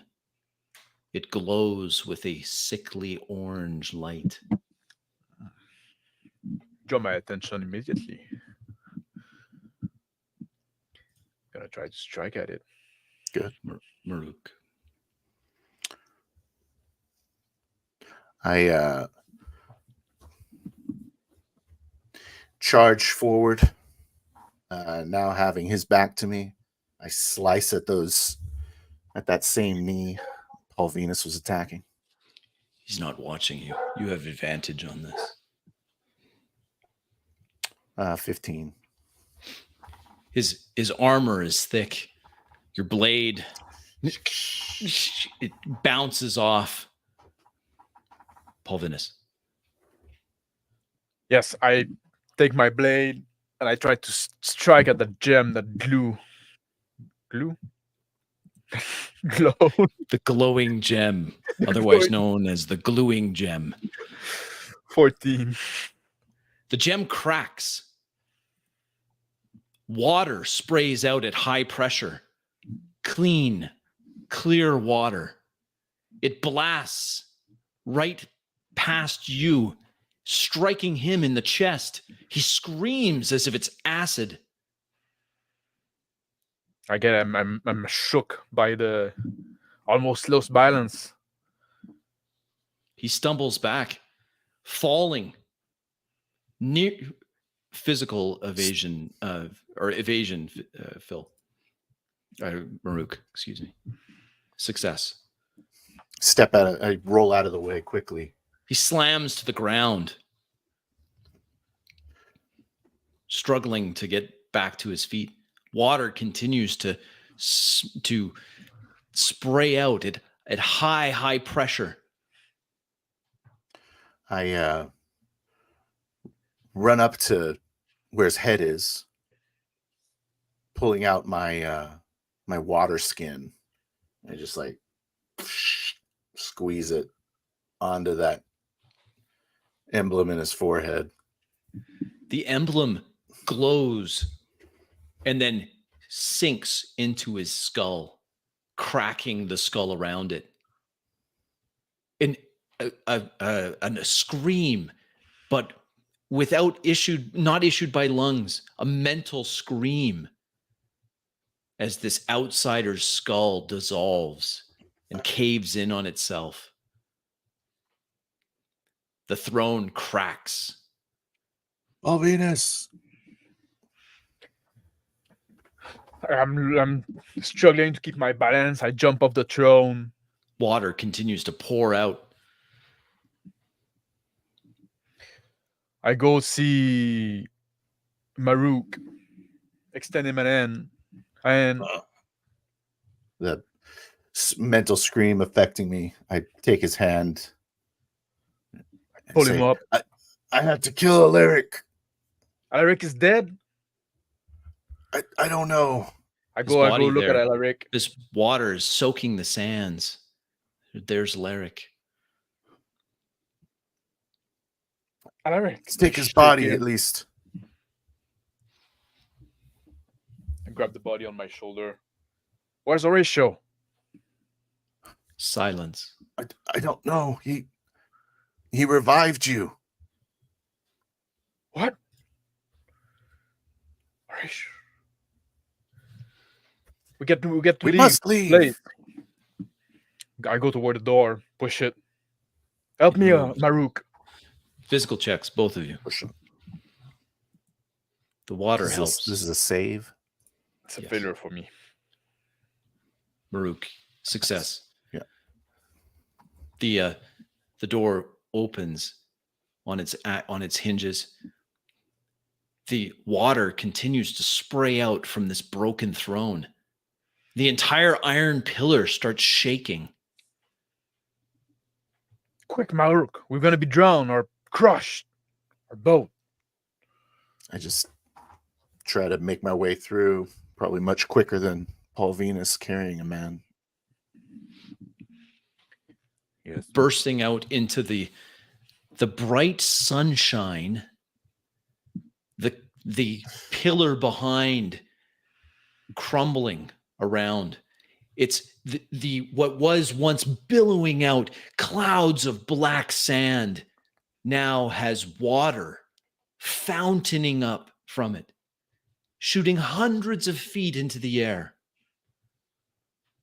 The clouds that were before obscuring the sun now clearing unnaturally fast. The magic that was holding the sand suspended in the atmosphere failing, causing it to fall. Sunshine now streaming through the breaks in the previously completely obscured sky, refracting off the water as it fountains up. Off in the distance, another fountain appears. Hundreds of feet into the air, water streams, creating refractions of rainbows and a an unusual feeling of optimism, even as the iron tower sinks into the wet sand around it. I keep running Mirage for like a few. there, just with the two horses. I run to like where the horse are, and I fall to my knee, and I put Alaric down, and I grab his face and I look at him. I said, Alaric. I begin to like look up at I look up at the sky and start laughing joyfully. It's raining. And then sky I blue. begin the same song that we were singing on the ride here. And we'll call it right there. Begin dancing. Unless Paul Vinnis wants a last word. No, I'm just gonna. I close the eyes of Alaric, and I say, He "You looks with the Pit Mother peaceful. now," He looks peaceful. and I start praying. You've there, and there he's back. We did it. the mists of this Humidity. fresh water, misting over him. He looks almost angelic. Very nice. All right, good. We'll call it there, guys. It wasn't even hard. It wasn't even hard, he says. It was easy. What's hard about this? Rick, you're muted, man. Yeah. That Anyways, was awesome. super frustrating. I was looking, I had bookmarked the spell and everything, and I for some know. reason I couldn't find it in the moment, and then I found it right after. Oh, that was so frustrating. It's I right was, there. looking, had I my was looking bookmark at and you everything. look at a book, and I was I was like, like, Rick. No, Rick. it's because I wasn't going to look in the book, but I just like, okay, well, there's this one spell that the minions of this guy have, but I couldn't remember what it was called, and it was called Evert the Inwardness. Yeah, maybe And it that's was also that- like they try to give like flavorful name to those spells, eh? Maybe Yeah, that's, and it's great, and I like it. They're very evocative, but when I was trying to like reference it, I'm like, I had written it down. I'm like, where is it? I can't find it. What is it? I'm like, I know there's a physical save. We'll just go with that. And I'm like, oh, he Yeah. has more hit die than Paul Vinnis, which means he just kills him. But then I'm like, but the spirit animal, like I've never really used Horatio much. Like you didn't really get a chance to use Horatio to much benefit. So I'm like, okay, so and then Maruk did this thing where he's like, okay, I'm going to take the heart over, and then the spirit animal's still there for some reason. I don't know why. Probably shouldn't have been. But I'm like, you know what? If I sacrifice Horatio and Horatio's gone, then Horatio will put the heart back in, and we'll see if he. maybe Horatius gonna come back. I'm glad I got to use my retractable claw. That was pretty Yeah, that was cool. cool. I don't know I'm if glad that was you cool or did. not. But that was cool. I couldn't believe Rick, you rolled that 1 on your mental save. Oh yeah, beauty. At, like just the right time. Just right. That was a really cool encounter. Yeah, Great job, Crispy. yeah. Hey, that was fun. That was guys. I good. thought you did good. Zed You say, can like- tell after about a couple hours, you're like, whoa. It becomes challenging. You're like the in character Mhm. after a couple hours, you're like, okay, I find myself, I'm like, okay, I'm starting to slip. I called Phil, which of course that was fine, but I was starting to flip a little bit. So yeah. But, Yeah. so I think anyway. the 90-minute mark is probably the our kind of limit. You guys just need to work. You guys just need to work on your cardio. Yeah, exactly. Yeah, cardio. That's right. Our 40 cardio. Practice more. We need like we should go the other direction. 4-hour session all the Yeah, time. 3 hours. Yeah. Well, that's right. If you want to actually get better at maintaining, then Yeah. you can't just do 2 hours. You Got to put another gotta plate push on, it. baby.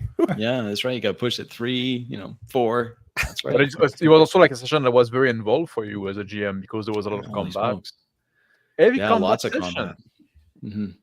compared Yeah. to what we had, and even like a lot of like There's I really 3 like combats. the start as well with the Anakim coming up. That was very cool. Yeah, that was Yeah. very much seat of the pants. That one. I was like, Yeah. I wonder if the Anakin. Yeah, why not? Let's just do it. I was thinking I was gonna go look for him like Yeah. before the session. I was like, I should probably go like get an alliance with the Anakim. And then Yeah, you're like, here come the that's a good Anakim. idea. I'm like, oh, that was easy. Or I you had could, that. you could I have had sent this thought somebody, too. right? Just use your men. And then Yeah. it was their idea, and I was like, okay, even Yeah, better. yeah, it was that was good. And then I thought like just in the middle of the session, I was like, okay, what if this guy? Because I had thought of this like, well, this outsider is kind of behind it, and has been woken up or whatever, unleashed by this mage who had to sacrifice the dragon that Rick, you had put that dragon there. That's what I thought of, using the dragon as the sacrifice. And I also to activate the mentioned pillar. I also mentioned my demise. So I think I sparked my demise as well with my words. Yeah, you did. Yeah, you did. You can't take my art. Yeah, How you did did. you- did you You're playing spawn a hard dragon? mode. That's right. Ah, yeah. That's I right. mean, I don't Oh, mind yeah. adding harder things in. You know, it's makes it cool. My death was cool. It was a cool death. was cool. So. It was kind of fun to have you die Sad. there. That was kind of fun. Oh boy. Man, Maruk, what a badass. Yeah, Maruk Yeah, you saves saved the the day. There day. you go. Save the day. Save the damn I- day. I was That's the actually only taking. mage I died. was really surprised when Phil, when you was like, yeah, when you said I'm going to take this heart and I'm going to go back to Paul Venus, and I'm like, what's he expect to do with that? Like, there's no chest wound or anything. He just magically grabbed the innards of this. But I was like, well, he must think that he can. And I'm like, yeah, well, let's go with it. Let's go with it. He's He got a didn't know spirit it. animal. I Let's thought just it go was. with it. No, but I thought it was kind of cool because you like there was kind of a shift in Horatio, right? Horatio was always like this kind of like wisecracker, like kind of like Yeah, he the- was. Yeah. And then like okay, now That it's was cool. serious, and then at some point he started using more like you dematerialize, you move over Mhm. there because you know. Mhm. So you know what? Why not? Like maybe like dematerialize with the art and just like Mhm. fucking go back inside, But right? that's what I envisioned. I was like, okay, so if he can dematerialize and materialize, because and to be honest, when we first started this playing in this setting, and you had mentioned this Horatio, this cat, and I was just thinking, oh, he's like an animal familiar kind of like, but you have a spiritual connection with it. But then you explained to me, no, look at it again. Yeah. It's actually a spirit Yeah. animal. It's not a physical thing, right? No. Like that's like, although I kept on emphasizing the physicality of the cat, Yeah. Well, him pawing at things, and Yeah. he He peed on something. Yeah. And I was emphasizing that, but at the same time, I'm like, but he's not actually physical. no, but He's- it's part of like it's kind of part of his personality that he's like yeah, the spirit for some reason like really wants to be a cat. I don't yeah. Like- The reason I did the heart thing is because my character didn't think that the magic was as strong as it was. So he's like, maybe there's some sort of way to break this sleep break- spell. well, yeah. That You That know, he's you under. did great with that because no, I your thought it was really magic like was always like new to you. So yeah, Yeah. really in character, right? Just like I got the heart. that's what I do with this thing. I got the fix right here. Oh man. Yeah. I don't know. Rick. Did the Rick is dragon our blood do fatality. anything? I was just like, I don't know. Let's Oh try man, it that out. was cool too. Just trying out the dragon blood. Try it out. Stab That him was with it. cool. And I was like, Yeah. okay, so now his poison isn't really it's poison, but it's not the normal poison. It's the Well, the dragon claw is blood. always poison. So that's why I was like, Yeah. I used it one time because it's like your reserve shot, you know. Mhm. right. And so I used it against. I was going to use it against the other guy, but I was like, he's on his knees, he's dying, Yeah. so I'll save it for later. Yeah. Yeah. That was Thanks. that was cool. Yeah. Yeah, that's right. Appreciate it. Yeah. Saved for a Well, later. you got killed by the special weapon. He did. Yeah. Yeah, he did. I did. Yeah. Well, that was That was good. really fun. I had a lot of fun with that. I really enjoyed creating this setting with you guys too. I think that this was a fun Yeah. setting. This desert, desert warrior. Oh, type what did you think setting. about the water skin on the I thought that was fantastic. Yeah, man. That was, Just I thought it was laughing. fantastic because I had obviously there was something with the water, right? Like the Yeah. water is being destroyed by this thing, yeah. and then Great thinking. when you went onto the throne, I'm like, yeah, okay, he was sitting on the throne, so he wouldn't have seen this behind that. Yeah, There's that was this cool. gem that's collecting all the water essentially and magic. that last sequence was really awesome. Yeah. And then So- you smashing that gem was fantastic. And then I'm like, yeah. And then Phil's like, I'm gonna pour water on this guy. I'm like, yeah, of course. That's awesome. It's just Oh, great. yeah. No, Yeah, that it was, was that, what- was, that was very Yeah. cool because you would like that. That's why it felt like that. It was like he had like this magic gem that was like draining all the water, like and Mhm. keeping it like a prisoner at some point. So, and Yeah. like, yeah, what is that the guy? Like fucking hates water. You want to turn everything into sand. Yeah. I think it was very cool. And when Rick, when you were investigating the pyramid, and I wanted to use one of the NPCs to show what the pyramid did. Yeah. So I had the NPC be curious and walk up on the pyramid, and then he gets turned into this undead creature. But then when I was speaking as the NPC, I'm speaking as if I am the big bad guy. And that's Yeah. where I got the Yeah. idea that we're in his what is it called? Villainous verbosity. When he was giving his big monologue, he was monologuing at the end where I was trying to emphasize that it's him. It's just him copied again and again and again. Like it's Right, he right. is I like the that. army. Right. You know, when you say like, well, I send some of us or some of me. Yeah. You say it. Yeah. It's like I see through 1,000 sets of eyes. I see like I will be the one that kills. Like I am the one that holds the blade. And Now, I was thinking that at first that he was using a mirror image, kind of a Mhm. style of spell. That's Mhm. what I thought. So when I used the dispel magic on him, and it didn't quite work, I was like, Yeah. "Oh, okay." that was an interesting sequence because I was Mhm. I was trying to describe those soldiers, those guards, the 10 of them, as if they were a hive mind. Like they're Yeah. because Yeah. it's the That'd same work. guy, right? And Yeah. then but it makes sense that there may be a hierarchy. Like one is he can focus on all of them, but usually it's one and then it's networked is what I was trying to some kind of network or something. Yeah. I Hotspot. was trying I was trying to emphasize that they were moving synchronously, like they were all Yeah. together. Yeah. And then that was interesting how that And went. they were not undead, right? They were just like possessed people. Yeah, they're more possessed than anything. It's because it's really just they become automatons of him, right? Like they're just him, and him just copied again and again. And Him again. doing was it him doing the ghoul as well? Yeah. Yeah. What cool. Which ghoul was that though? There's like a weird doppelganger. That weird Oh doppelganger. yeah. The what this guy, the mage, like the No. The I'm knight- talking about the like, knight- no, the knight. No, I'm talking the ghouls that are sent the army that is sent. oh to- yeah, it's him. Yeah, that's what I was trying to get at. Yeah, it was Yeah. him. It's him again and again and again. and It's all him. and Orochi. Yeah. Oh, I want to talk about that. Yeah, You Hiroshi. said That was Oshi, and yeah, I saw like Phil reaction about that. Like he said, like, "Well, that's the name of my wife, right?"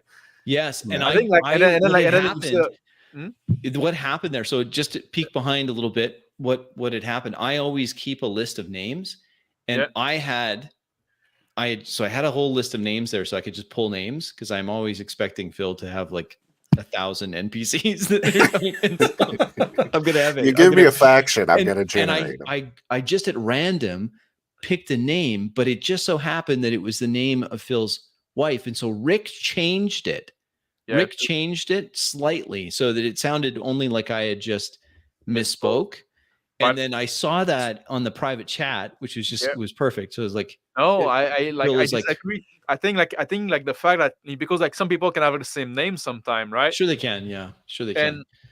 And imagine the scene if Phil come back and he say, "Oh, she's gone," and then Phil could like, well, Maruko say like, "My wife." I said, No, "No." it's the other guy. But you know, we could have like this kind of like emotional tension going on there, right? That's true. could- It could have been could that been way. cool, Yeah, right? No, Just no, like- it was Hoshi. And he's, what do you mean? What happened to her? And like, what do you mean her? It's he was one of us. No, Oh, yeah. oh. It's that idiot that likes to son of- jump on top of pyramids. That's- Oh, that yeah. guy. Oh, that guy. Hoshi. That Shitty Hoshi. Hoshi. Oh yeah, well, Hoshi, that was bound to happen. the guy wearing the lampshade at every party, The that Hoshi guy. that sucks. Gotcha. So yeah. So yeah, that was that was good. And I was like, you know what, that will be confusing, so I'm just gonna slightly change it.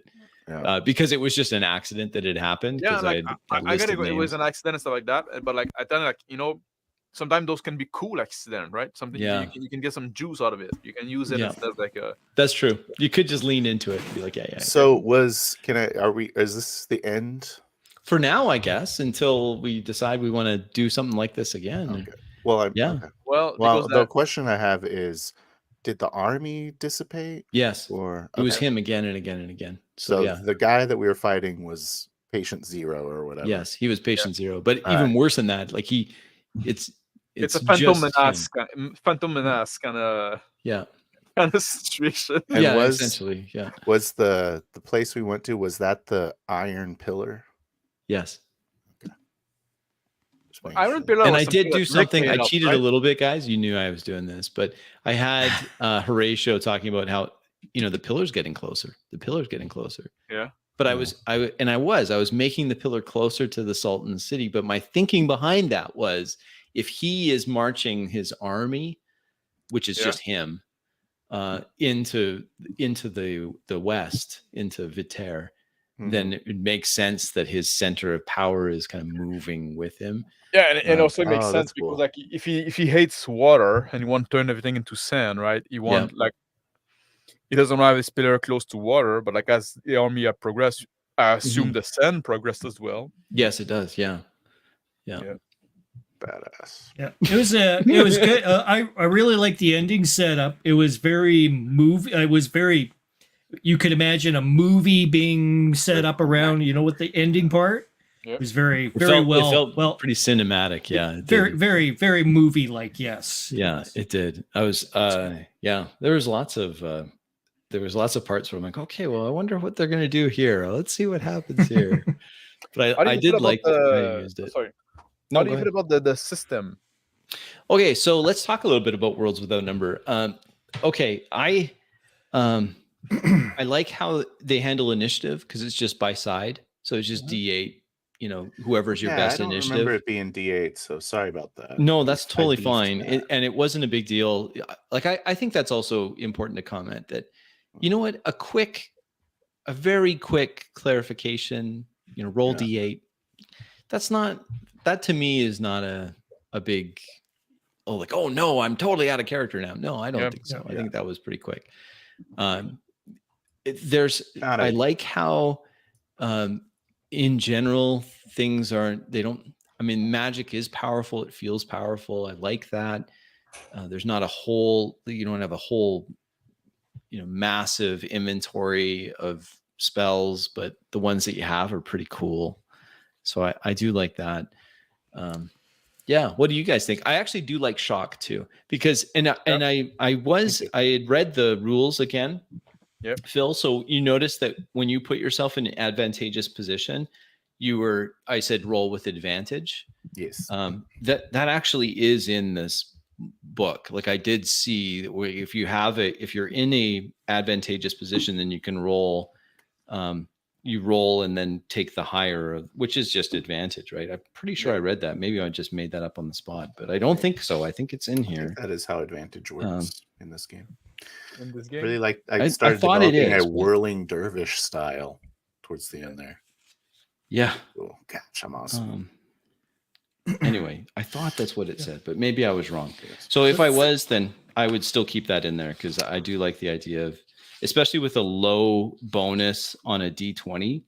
I do like the idea that if you put yourself in a good spot, then Well, you have a low bonus on D20, mhm, but Not that low. I got a +7. it's not that bad at level 5. Me too, but we're level 5, right? Yeah.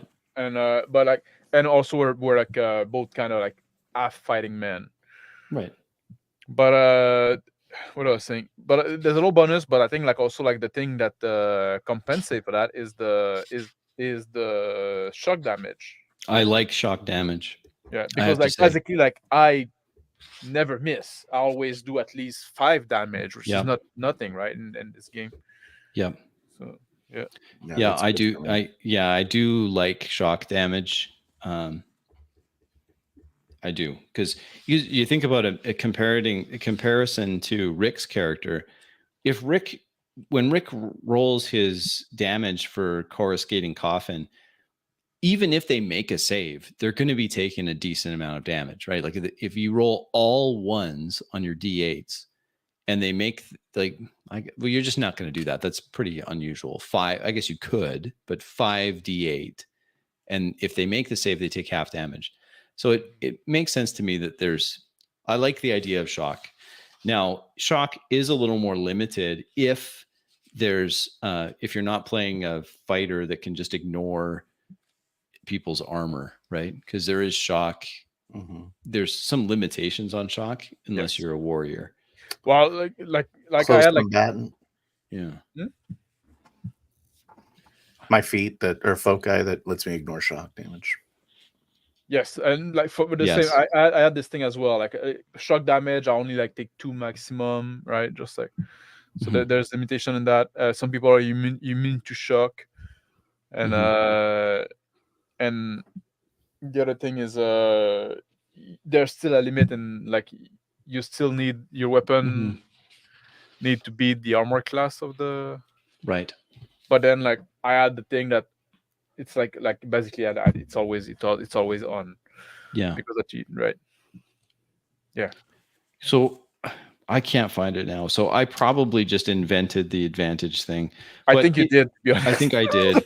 Because I can't find it. And if I can't find it, then it definitely didn't happen. Unless I was reading the faction thing. Maybe it's in there. I bet it's in here. That it's a homebrew. It's probably in here. If you have an advantage in faction, is probably what I was thinking of. I'm pretty sure there's one of the. Yeah, that's what it was. I was reading here, and it was. What was it here? It's one of the things. It's one of the faction tags. They have a chance. They rolled 2d20. They take the higher. Yeah, but it's actually part of the faction turns. It's not part of combat. So yeah, that was 100% me just in the moment. I thought so. Yeah, you're right. That was me. That was definitely something I just invented. Yeah. So yeah, slap my hand. I don't know that it would have made that. All right, then we all died. Yeah, you all died. But in the same time, right? Sometime there is stuff like, well, you're just gonna hit, right? Well, I do like the idea, like because you and Phil in the end were trying to position yourselves such that you would give each other some kind of bonus. So I mean, there was somebody. It was actually an editor for 5th edition that it was in my game group for a while, and he said that if you run the math on advantage in 5th edition, it usually averages out to be a +2. Yeah, is it +2? I thought it was +5. Yeah, he said it was +2. But he could be wrong. It's just that's what they said. It's generally speaking, if you run it overall, it works out to be about a +2. Yeah. Anyway, and that who knows? To me, it seems like a little more than that, but at any rate, that's what they said. Good job, guys. Thank you very much. That was good. Thanks to everybody that was watching. We had at one point I think we had almost 20 people watching. It was fantastic. Oh, right on. I think we had 19 at one point. And we've had some of our returning people. It was great. Z was here.